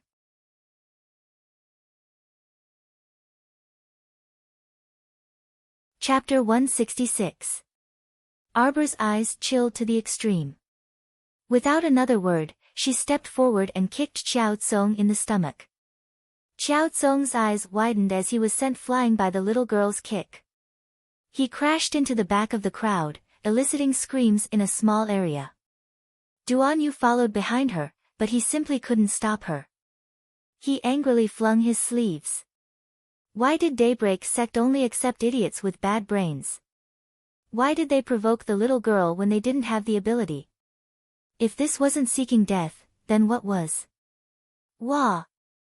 Xiao Tsong, who was sent flying, felt a terrible pain in his stomach, and he opened his mouth wide to cry. Son! A middle-aged woman darted out of the crowd and rushed toward Xiao Kong. Arbor glanced at the woman and pondered for a moment before recalling this second aunt. Wasn't she Madame Neili, who once came to steal her supplies? So it was this outrageous second aunt. Xiao Ying-chun followed behind Madame Neili and coyly jogged over. When she looked up and saw Arbor, her eyes widened. Mom, it's her. That little bitch who stole our clothes and jewelry is here. Hurry and teach her a lesson. You scoundrel. Madame Neili turned to point at Arbor and angrily rebuked, you still dare to appear in front of us? Where's your mom? Tell Wei Ziqin to come out. I want to have a good talk with her. Do you know how to teach your daughter? What kind of thing have you raised? Stealing things and hitting her older brother without any etiquette or rules. Truly a little bastard. With a dark expression, Arbor took out an identity tablet with a flip of his hand and flashed it at the dumbfounded guards of the city lord's estate. Capture her. The words, superior, were carved on the back of the tablet. This was a pampered guest from the city center. The guards' expressions turned solemn, and they immediately rushed toward the jabbering Madame Neili. They grabbed her arms behind her back and shoved her in front of Arbor. Slap her until I'm satisfied, Arbor coldly ordered, his soft childish voice devoid of any emotion. A guard slapped Madame Neili's face. Slap. For a moment, the square was silent. Even the 3 mentors of the Mystic Cultivator Association who were sitting in front of the long table and giving guidance tests to the children in line stood up and looked at the commotion with confusion. Pa! Slap! She slapped Madame Li's face repeatedly. Madame Li's hands were clamped behind her back. At first, she could still struggle and curse at Arbor. After a dozen or so slaps, his cheeks began to feel numb, and he couldn't even open his mouth. Xiao Tsong was furious. A layer of mystic energy covered his fist as he angrily flew towards Arbor and swung his fist at her face. Slut! Go to hell! You overestimate yourself. Xiao Mu gripped his fist with a backhand. Xiao Tsong widened his eyes in shock. He knew very well how fast he had rushed over, but that little girl, who was 2 years younger than him, had actually grabbed his fist in an instant. What's so great about being a mystic? Could a mystic cultivator disregard other people's life and death? A level 1 mystic cultivator's eyes were as high as the sky. You're a good-for-nothing through and through. The little girl's voice was monotonous, but everyone present could hear the chill in her voice. Crack. Ah, ah. The pain from his wrist being broken made Xiao Tsong, this child, unable to resist opening his mouth and howling. Do mystic cultivators also know how to cry? The little girl's lips curled up mockingly. When she said this, she gave people a feeling of endless coldness.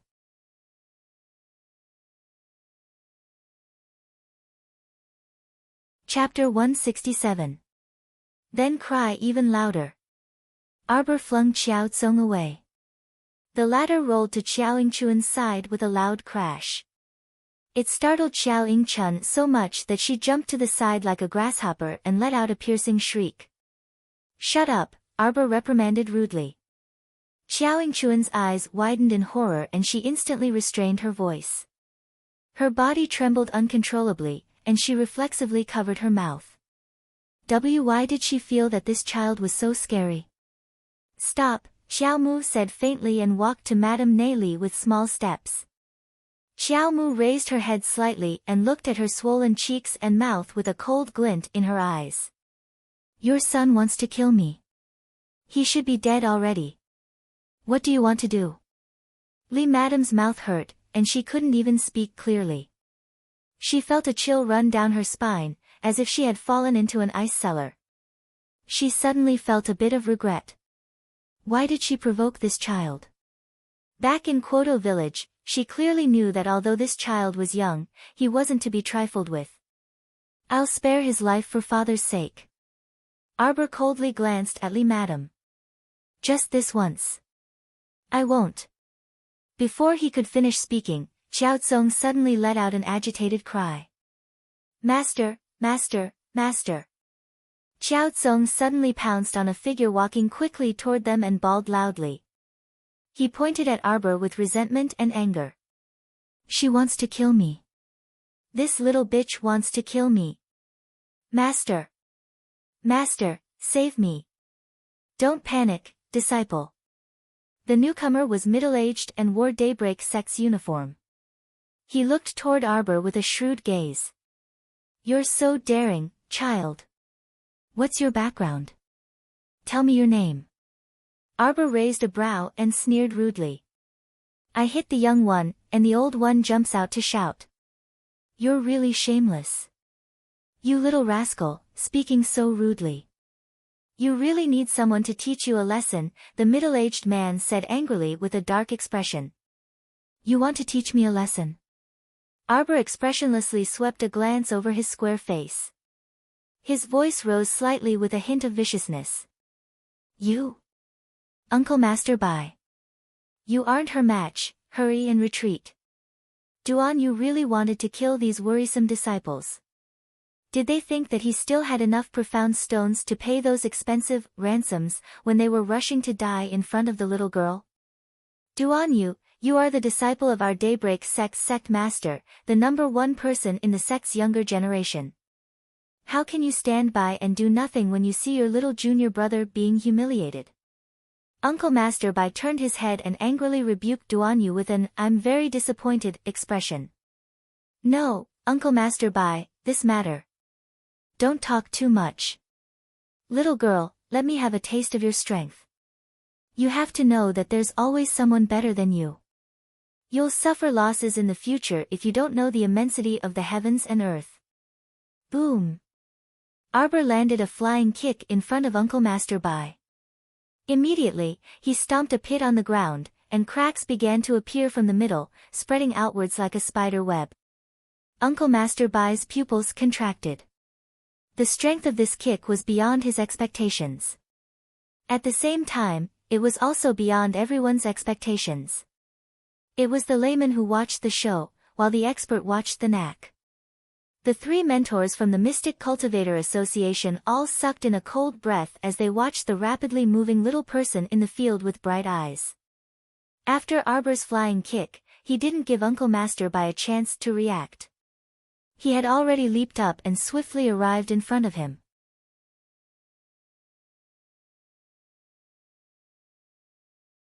Chapter 168. Uncle Master Bai had yet to recover from his shock. Arbor's fist, which was covered in dense mystic energy, arrived in front of him with a whoosh. Bam! All of a sudden, Uncle Masterby felt a sharp pain on the left side of his face. He could even hear a cracking sound coming from his cheekbone. Uncle Masterby was struck by an old fist and was forced to take a few steps back. He bared his teeth and howled in pain. There were many gasps in the square, mixed with a few cries of surprise. Heavens! This child's seemingly delicate and light punch actually forced an Uncle Master from Daybreak sect to retreat so many steps. The sharp-eyed spectators clearly saw Uncle Masterby's left cheek swelling at a visible speed, turning into a big red bun. It was evident how powerful that punch was. Master! Xiao Tsong watched in shock as his master was defeated in disbelief. In his opinion, Master simply did not need to lift half a finger to easily crush a small bug like Xiao Mu to death. However, the reality was so disappointing.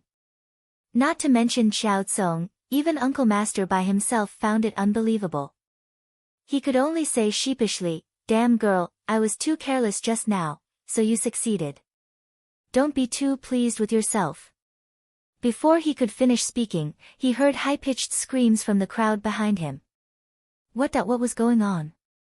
Uncle Masterby turned around and saw a small figure leaping high into the air.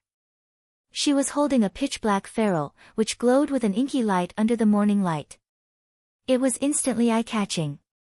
The little girl was clearly in front of him just now, so when did she move behind him? Wasn't this speed a little too slap? The ferrule fell and ruthlessly smacked Uncle Masterby's head.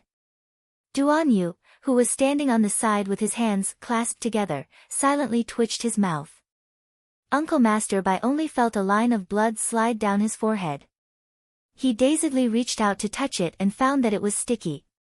Sure enough, blood was gushing out. His expression instantly turned sinister, and he angrily roared at Arbor, "Damn girl, you're courting death." How could he still maintain that old face of his? How could Uncle Masterby embarrass himself in front of so many commoners and people from the Mystic Cultivator Association? Immediately, he pressed his palms together and poured all of his profound energy into his palms. His eyes were filled with anger as he charged towards Arbor. Arbor did not dodge. When he saw Uncle Masterby charging towards him with all his might, his eyes lit up. With a stomp on the ground, the little fellow's tiny body shot towards Uncle Masterby like an arrow released from a bow. "Is this what you want?" Instead of dodging, he faced the attack head-on. Everyone present held their breaths and stared at the two of them without blinking. Closer, closer, the distance was getting closer and closer. Uncle Masterby suddenly felt immense pressure. He slowed down his pace. On the other hand, the little girl did not hesitate at all. Like a waterfall, she charged straight towards Uncle Masterby. Xiao Tsong clenched his fists nervously, not realizing that his palms were covered in cold sweat. Whoosh! Uncle Masterby bellowed. A thick mystic light exploded from his palms and surged toward the little girl. In the blink of an eye, the little girl's entire body was covered in dense mystic energy. It was as if she was immersed in the mystic light as she charged straight into Uncle Masterby's mystic light. An earth-shattering boom erupted, shocking everyone in the plaza and causing them to retreat like a receding tide. I'll send the 2 chapters at 7:30 p.m. in advance today. Because the author is going to chop off his hands tonight, mwahaha.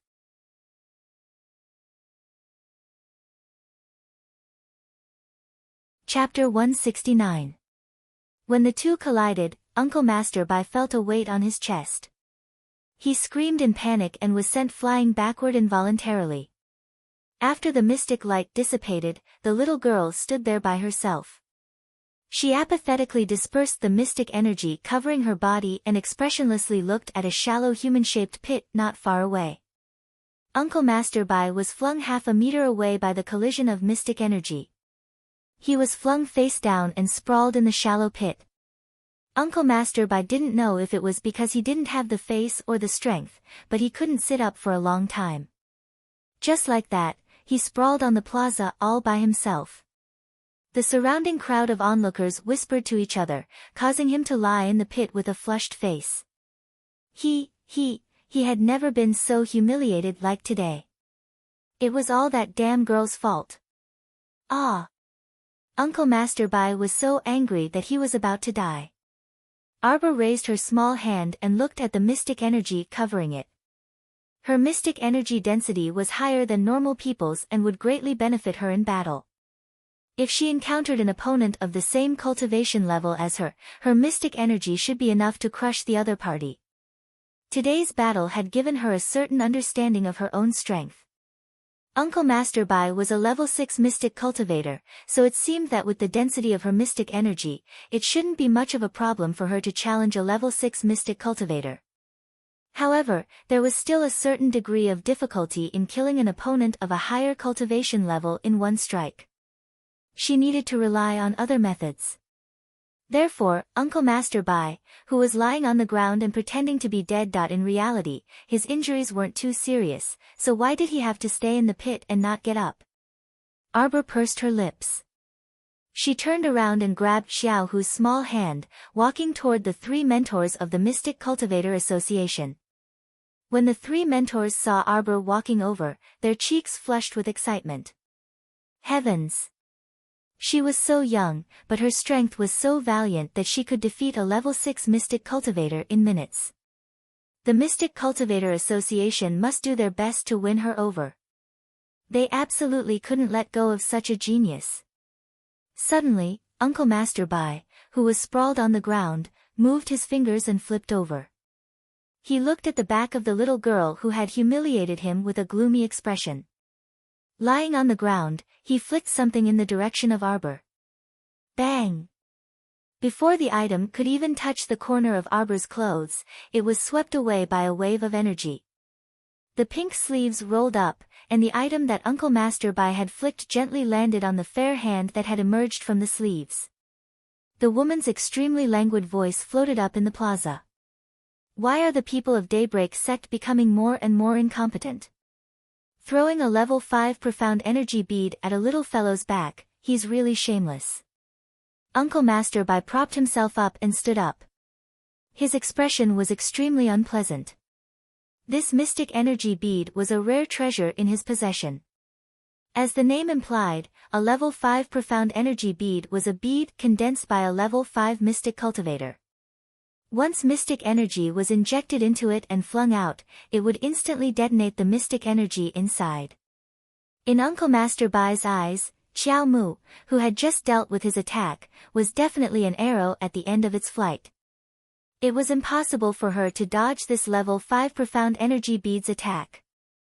However, his scheme was ruined by this damn woman before he could execute it. Uncle Masterby looked like he was about to vomit blood. Murong Sun, you really like to meddle in other people's business.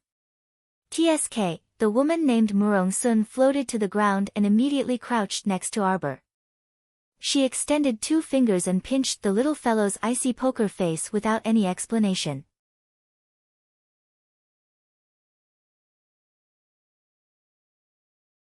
Chapter 170. You're clearly so cute, so why do you have to be a little stoic? Smile. Her small face was so bouncy and comfortable to pinch. Murong Sun blinked at Arbor and suddenly guffawed. She hugged the child tightly and stood up, her fingers pinching the child's face non-stop. Until... slap! A crisp sound rang out. The child unceremoniously slapped away her claws. She expressionlessly glanced at her before her gaze landed on Murong Sun. Murong Sun was an extremely beautiful woman. Her facial features were quite gorgeous, and even though she wore light makeup, it still gave people a feeling of heavy ink and color. Also, cough cough. Arbor extended his small paws and pushed her body away in disdain. Why did he have to bury her small face in those magnificent breasts? She almost couldn't breathe. Ha! Murong Sun laughed heartily and patiently guided her. Little fellow, I think I like your looks very much and your aptitude is quite good. How about you join my holy water sect's first peak? Darling Qiao immediately shook her head so hard that her head was about to fall off. No, no, no. Don't be in such a hurry to refuse. Master's heart will ache. Darling Qiao, haha. The three mentors from the Mystic Cultivator Association hastily surrounded her. One of them impatiently snatched Darling Qiao from Murong Sun's hands and shouted, Mentor Murong, you're wrong. You're a mentor representing the Mystic Cultivator Association today, so how can you privately accept students? If you want to accept students, you have to accept them for our association. Murong Sun raised her fist and sent that mentor who spoke rudely flying.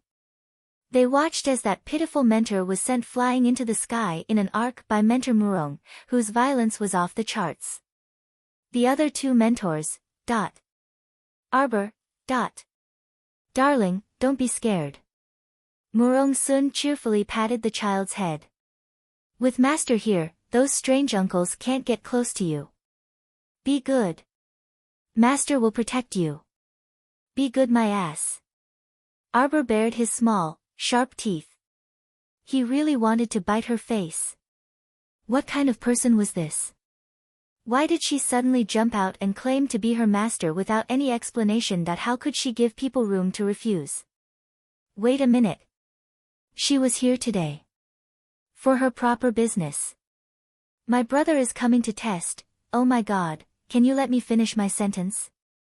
Darling Qiao, who suddenly felt that Murong Sun was hugging her and turning her around, didn't feel too good.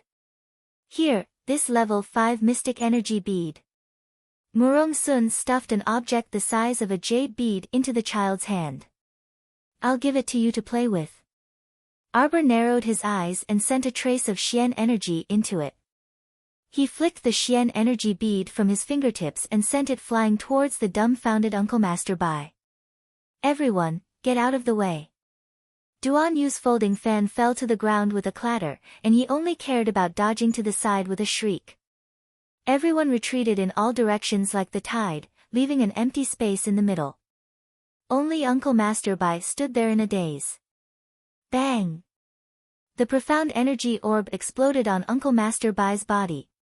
Following Murong Sun's wild laughter, her lithe figure abruptly rose into the air with Darling Qiao in her arms. She narrowed her eyes and looked down at the chaos below her. That's right, that's right. You took your revenge on the spot. It's completely in line with Master's style. Ha ha ha ha ha. Murong Sun guffawed non-stop. Darling Qiao dumbly glanced at that fellow and lightly harumphed. In truth, she only wanted to test the power of this level 5 mystic energy bead.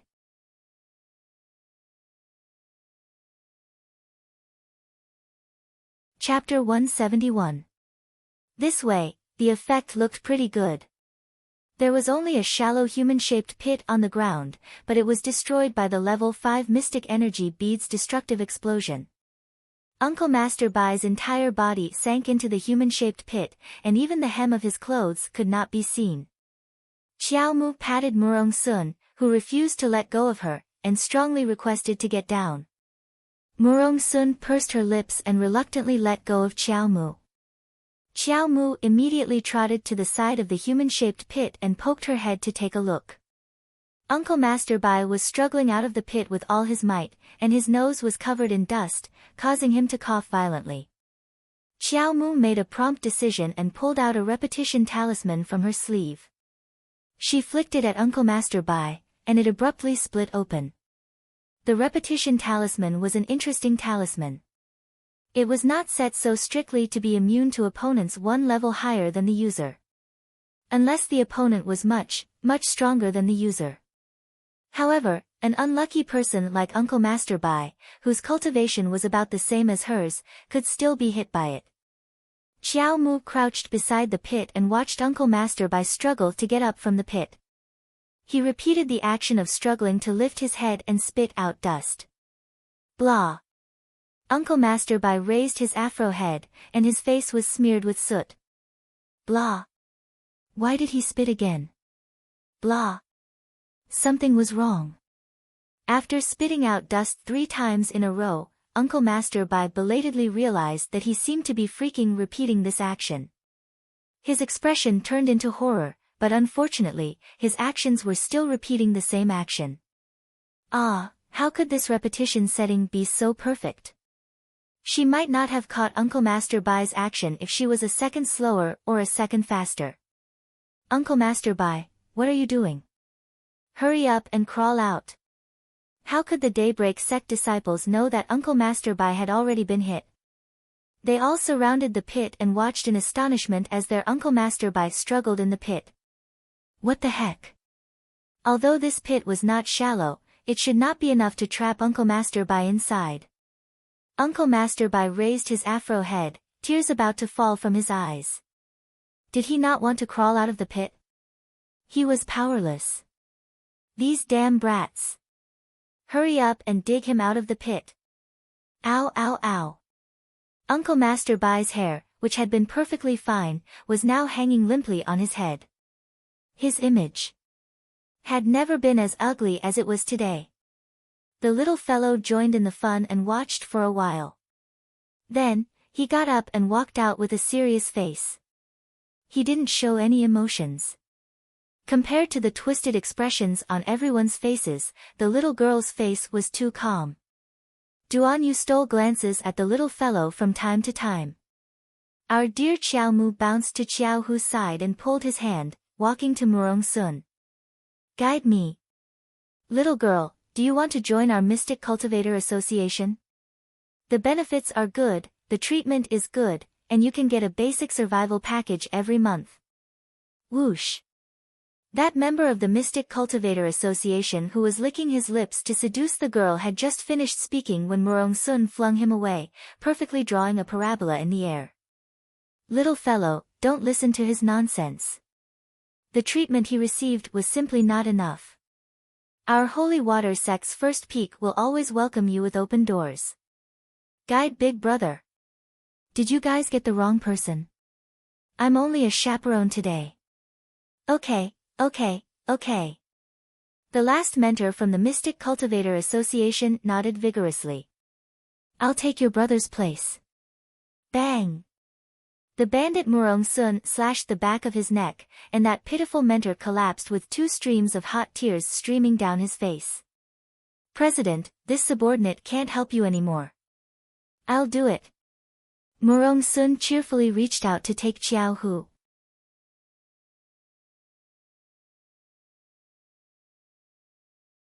Chapter 172. Qiao Hu was a bit nervous and clenched his fists uneasily. Don't be nervous. Although Murong Sun looked unreliable, she was actually very experienced in guiding mentors. She had successfully guided more than 800 mystic cultivators, if not 1,000. Murong Sun sat there and put away a rare smile on her face, a bit of seriousness showing in her eyes. She gripped Qiao Hu's arm and a strand of mystic energy slowly seeped into Qiao Hu's wrist. Qiao Hu only felt a warm aura start circulating inside his body. It was very comfortable as it circled around him, and his nervousness slowly disappeared without a trace. He felt like he was soaking in a hot spring, and his warm body gradually relaxed. Qiao Hu opened his mouth slightly and closed his eyes with a silly smile. Qiao Tsong, who was standing at the edge of the pit, had his eyes fixed on the pit. When he saw this, a mocking smile appeared on his face once again. Little trash, you still want to become a mystic cultivator? You won't be able to in this lifetime. Qiao Tsong held his simply bandaged arm and harumphed while enduring the pain. His forehead was drenched in cold sweat. After that, he left the edge of the pit. He didn't want to take another look at his master who had embarrassed him. How useless. He couldn't even handle a 7-year-old child. He had actually worshipped such a useless master, and even his own face had been lost along with it. In the end, Uncle Master Bai was dragged out of the pit by 2 other Daybreak sect disciples. Why waste your energy and time on this little trash? Qiao Tsong crossed his arms and stood to the side. He did not dare to loudly rebuke in fear of being beaten up by Qiao Mu, so he only quietly grumbled. The mentor from the Mystic Cultivator Association, who was flung away by Murong Sun but ran back on his own, looked down at Qiao Tsong and frowned. He was so young, but his words were so harsh. It truly made people unable to have a good impression of him. Little brother, you're wrong to say that. The mentor looked up in Murong Sun's direction, faint admiration surfacing on her face. Although this mentor Murong was unreliable most of the time. However, mentor Murong is a very powerful mentor. As long as a child is guided by her, no one will fail to trigger their mystic meridians. Instructor Murong is a spirit channeling instructor who has a 100% success rate in opening his profound meridians. Xiao Tsong's gaze froze as he secretly clenched his fists. No, that's impossible. In the entire Quoto village's Qiao clan, he was the only true genius who successfully triggered his mystic meridians at the age of 9. Afterward, he was chosen by Daybreak sect and was directly taken away to become Daybreak sect's disciple, bringing honor and glory to his family. That Xiao who, for 3 years in a row, had entered the city every year to find a guide to trigger his meridians, but not once had he succeeded. He was the joke of old Xiao's family. He was a good-for-nothing. Xiao whose hands suddenly emitted a faint luster, and the dignified child suddenly opened his eyes, which were filled with great surprise. It's a success. The other onlookers in the square all looked envious. Heavens, a 10-year-old mystic cultivator was born in front of them again. I really want my children to do the same. The parents in the square all lowered their heads and looked at their children with hope. After 3 years of failure, the 10-year-old Xiao who finally succeeded in triggering his mystic meridians and officially stepped onto the path of a mystic cultivator. Thank you, Mentor Murong. Xiao who turned around and respectfully bowed to Murong Sun with a humble smile on his face.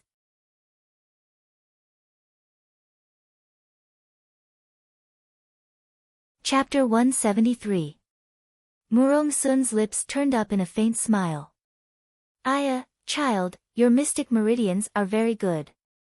You have a bright future. If it weren't for the fact that my sect doesn't accept male disciples, I really would have taken you in. He was praised by Mentor Murong. A bashful smile appeared on Xiaohu's face, and he respectfully bowed to Murong Sun again. Thank you for your help, Mentor Murong. Murong Sun waved her hand. As the mentor of the Mystic Cultivator Association, helping young boys and girls become mystic cultivators is my duty.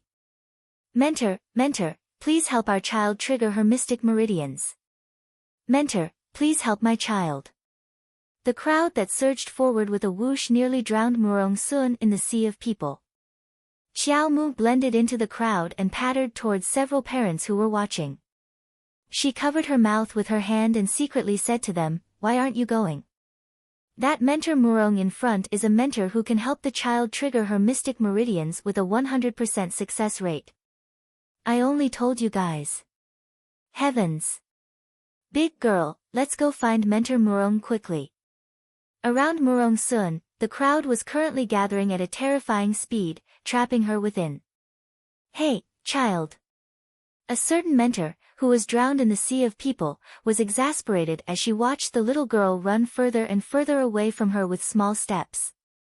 The child even expressionlessly waved her hand at her through the crowd and made a farewell gesture. Murong Sun snorted with laughter, and her enchanting eyes curved up slightly. What an interesting child. Did you think you could run away? Since Master has taken a fancy to you, you're masters for the rest of your life. Sister, I really succeeded. I became a mystic cultivator. Xiao who only regained his wits after running a short distance behind Arbor and exclaimed excitedly. Even now, it still felt like a dream.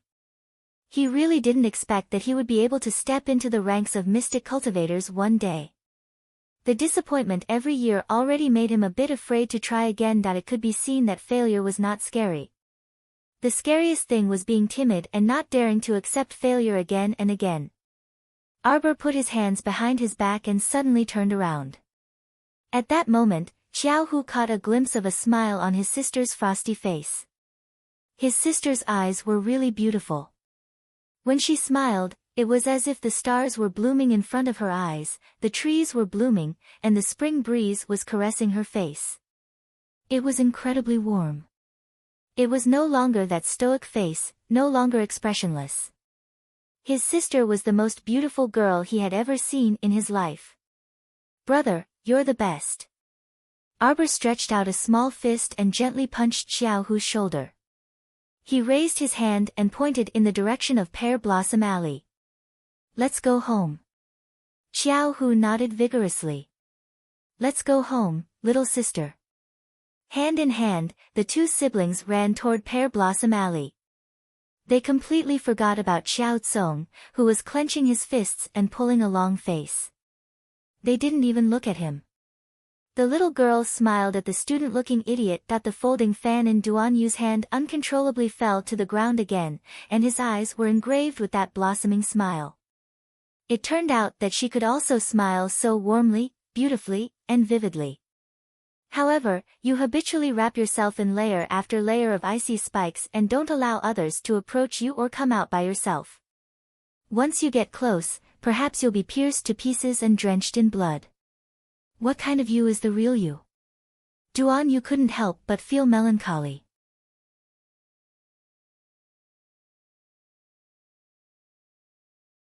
Chapter 174. Father, Father. Xiao Hu shouted loudly as he ran through the door with a face full of joy. Arbor's lips curled up slightly as he watched the young boy excitedly rush through the door. The fragrance of flowers wafted through the courtyard. Mother sat in front of the stone table with little sister in her arms. She turned around and revealed a joyful smile at the two siblings. Father and second uncle put down the teacups in their hands and stood up to look at them. This life it was completely different from before. She returned from hell and stepped on corpses and blood all over the place. All she asked for was a peaceful life and the well-being of her family. Ha ha ha ha ha. My son has become a mystic cultivator. Second uncle laughed heartily. Little fellow, you're amazing. Xiao Zhongbang rubbed Xiao Hu's little head with a smile. You're a good child. Don't slack off in the future and work hard. Our Qiao family's hopes are all placed on children of your generation. Mother happily put down Xiao Lin in her hands. Second brother, I'm so happy today. Sit and chat for a while, I'll go take a look in the kitchen. Let's add more dishes tonight and have a lively meal with the whole family. Sister, celebrate. Good peaches. Shaolin bounced to her side and tugged at the corner of her skirt. Arbor couldn't help but laugh. He lowered his head and rubbed her little head before picking her up. There aren't any peaches, but there are other good ones. Do you want them? Dividing line, foodie's dividing line. City Lord's Estate Main Hall. Gu Qingfeng raised the wine cup in his hand and smiled at everyone. Today, the Mystic Cultivator Association and the three sects are gathered here. This city lord will first toast everyone. At this special time, the wine and dishes are meager, please forgive me for not entertaining everyone. City lord is too courteous. A middle-aged man sitting in the Heavenly Tao sect's seat raised his wine cup and nodded lightly at Gu Qingfeng. Now that zombified monsters have appeared everywhere, the citizens of every town are having a hard time. We have dishes, meat, and wine, and this is already an extremely luxurious enjoyment, a guide from the Mystic Cultivator Association said with a sigh. City Lord Gu Qingfeng nodded and raised his cup again. Thank you, guides, for helping the children in the city awaken their mystic meridians. He especially wanted to thank Peak Master Murong. He successively helped four youths successfully trigger their profound meridians. If it weren't for the fact that it was impossible for Murong Sun to have more than 4 people trigger their meridians at once, she really wanted her to help all the children under 15 in the city trigger their meridians. Mentor Murong is truly someone we admire. The 3 mentors of the Mystic Cultivator Association also cast respectful gazes at Murong Sun. Murong Sun could only help 4 students awaken their mystic meridians at most. Afterwards, she could not help the children for at least 15 days. But even so, this kind of mystic awakening success rate and this kind of terrifying speed at creating mystic cultivators were very admirable. Murong Sun swirled the wine cup in her hand and smiled at the city lord. The city lord is very grateful to me. Of course. Gu Qingfeng nodded respectfully at Murong Sun. Peak Master Murong is an out-and-out mentor. Who wouldn't revere and be grateful to you? If that's the case, help me find someone. Murong Sun casually tossed a rolled-up portrait to Gu Qingfeng. The person in the portrait is my disciple. Don't be fooled by her stoic face, icy and unapproachable. However, her natural disposition is very mischievous. If I wasn't paying attention, she would run off without a trace. I'll have to trouble the city lord to help me find her. Everyone.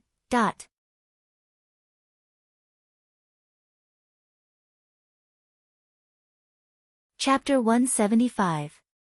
Gu Qingfeng was startled when he opened the painting and looked up at Murong Sun. Murong Sun was leaning seductively against the round-backed chair with her slender legs crossed. She raised her wrist at the stunned Gu Qingfeng and raised her lips to toast him from afar. Her misty eyes seemed to have the effect of starlight. It wasn't the wine that intoxicated her, but herself. Murong Sun, you evildoer. Your appearance makes it hard for all the men present to look away. A disciple that Peak Master Murong values so highly must be extraordinary.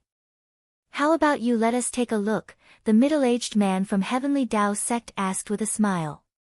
Gu Qingfeng asked Murong Sun for her opinion. After seeing her nod, he had his subordinate present the painting to Heavenly Tao sect. Murong Sun absent-mindedly sipped her wine and said aloofly, my disciple is a natural beauty with an exceptional constitution, so there's no harm in letting you see her. Heavenly Tao sect's Guan Yongnian was startled when he opened the painting. Murong Sun raised her brows, an interesting smile on her lips. Could it be that Hall Master Guan also knows my disciple? Guan Yongnian closed the painting and nodded. My disciple brought a portrait the day before yesterday and said that she found a 7-year-old mystic cultivator in a small place like Quoto village. Our Heavenly Tao sect is also very interested in recruiting this kind of talent. Unfortunately, the zombie transformation happened too suddenly and everything happened too abruptly, so before we could find that child. A 7-year-old mystic cultivator.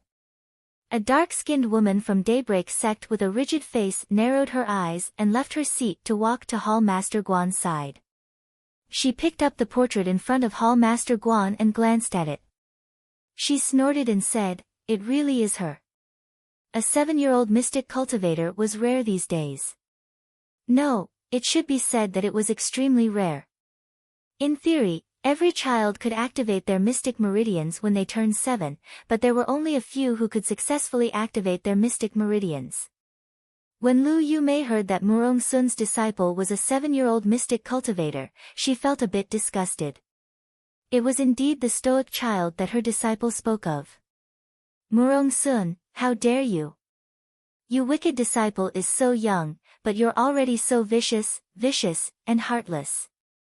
Lu Yumei glared at Peak Master Murong. Do you know what she did? Not only did she injure my junior brother Bai. You even heavily injured several of my Daybreak sect's disciples. What is even more unforgivable is that you killed my disciple, Li Xiang. Murong Sun, what else do you have to say? The 3 sects were originally of the same breath and branch, each mind their own business. You connived with your disciple to do such an evil thing. Shouldn't you give our Daybreak sect an explanation? Gu Qingfeng's smile froze on his face. He only wanted to hold a small banquet to welcome the people from the 3 sects. Why are you arguing with each other again? Could he, the city lord, live a comfortable life? Murong Sun sipped the wine in her cup, and her slender eyes lifted slightly. Her breath reeked of alcohol, and she looked at Lu Yumei teasingly. Hall Master Lu, what kind of explanation do you want? Oh my god. Peak Master Murong, your current appearance is truly a living evildoer. Even Lu Yumei, who was a woman, could not help but blush. She nearly forgot what she was questioning Murong Sun about. Murong Sun, as the Peak Master of the Holy Water sect, you should carry out the mission of the three sects being as one. Hand over your evil disciple. Let our daybreak sect deal with her. Murong Sun's tipsy eyes were half-lidded, and a mesmerizing curve curved her eyes. Her thin lips parted in a teasing smile. Don't tell me that this peak master still hasn't found my little disciple. Even if I did find her. TSK, how could this peak master's beloved disciple be handed over to you to deal with?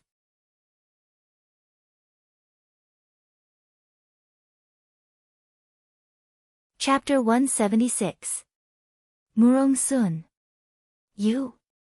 Lu Yomei's darkened face turned green from anger, and she swept the wine cup in her hand away without any explanation. Murong Sun narrowed her half-drunk eyes and shook her finger at Lu Yumei with a smile. You're angry out of humiliation, angry out of humiliation. Peak Master Murong. Gu Qingfeng jumped up from his stool and stretched out his hand, nervously looking at the wine cup flying toward Murong Sun. Murong Sun raised her cup with a smile and brushed her sleeves in a carefree manner. She clinked her cup against the wine cup flying toward her, and mystic energy seeped out of her fingertip as she lightly flicked it. That wine cup flew back at lightning speed and crashed toward Lu Yumei, who had an extremely unsightly expression, with an extremely tyrannical force. Lu Yumei took a deep breath and stretched out her hand to catch the wine cup. Suddenly, the entire wine cup shattered with a bang several inches away from her hand, turning into fine powder that instantly dissipated before her eyes. Everyone was flabbergasted. Lu Yomei's eyes even bulged out. Her fingers were still holding the cup, and Lu Yomei's mouth was slightly agape. She froze on the spot and did not know what to say. Just how strong was Murong Sun? Only then would he be able to control this surge of profound energy as he pleased, and manipulate it as he pleased. Murong Sun propped herself up on the table with one hand and crossed her legs. She raised the wine pot and drank a mouthful with a grin. She laughed loudly and said, Hall Master Lu, it's impolite not to reciprocate. You should also receive a pot of mine. Her slender leg lightly lifted and kicked, and the wine pot shot toward Lu Yomei's head at a terrifying speed. Peak Master Murong, my junior sister Lu has offended you. Please be magnanimous. A man sitting next to Lu Yumei hastily jumped up and blocked in front of Lu Yumei with a solemn expression. He circulated all the mystic energy in his body and barely caught the wine pot. His throat instantly tasted sweet, and he nearly could not hold back the mouthful of blood that was about to rush out. Senior brother. Lu Yumei was startled and hastily reached out to support the man who stumbled back several steps. Murong Sun chuckled and put down her slender legs. She flicked her sleeves and stood up. Thank you for your hospitality today, City Lord. This peak master still has important matters to attend to, so I'll take my leave first. Peak Master Murong, about the three sects disciples heading to Qinghe town for training. Guan Yongnian of the Heavenly Tao sect hastily stood up and asked. Murong Sun slowly turned her head to look at him. Of course it will be held as scheduled. But according to our investigations, Qinghe town has been completely occupied by zombified monsters. I'm afraid the disciples of the three sects won't be able to deal with them. How can one become a talent without training? Hall Master Guan, do you want to cultivate a little flower in a greenhouse, or do you want to polish an ancient sword? Murong Sun smiled faintly and walked outside with a flick of her sleeve. It's fine if your two sects disciples don't have the guts to go. My holy water sect will keep the appointment as scheduled and carry out this life and death experience. Murong Sun's figure disappeared into the distance, only leaving behind a faint voice that lingered in everyone's ears. Peak Master Murong's words are very reasonable. Although Qinghe town is fraught with danger, it can indeed temper the sect's disciples. Guan Yongnian of the Heavenly Tao sect nodded and said, since that's the case, my Heavenly Tao sect will also participate in this experience as scheduled. Hall Master. The person next to Guan Yongnian was startled and wanted to speak. However, Guan Yongnian waved his hand to stop him. However, there are many zombified monsters gathered in Qinghe town. I'm afraid the 21 disciples of the 3 sects won't be enough to deal with them. Therefore, I would like to request the city lord to issue a mission order and gather all the mystic cultivators, body cultivators, and superhumans in the city to head to Qinghe town together. Gu Qingfeng lightly bumped his fist. This city lord has the same intention. You're tuning in to the Blissful Bookshelf YouTube channel. We're so grateful for your support, and don't forget to subscribe to join us on this incredible journey through captivating stories. Your generosity through donations truly makes a world of difference, as it's the primary source of revenue that allows me to expand and enhance this channel for you. Thank you from the bottom of my heart for being a part of this adventure.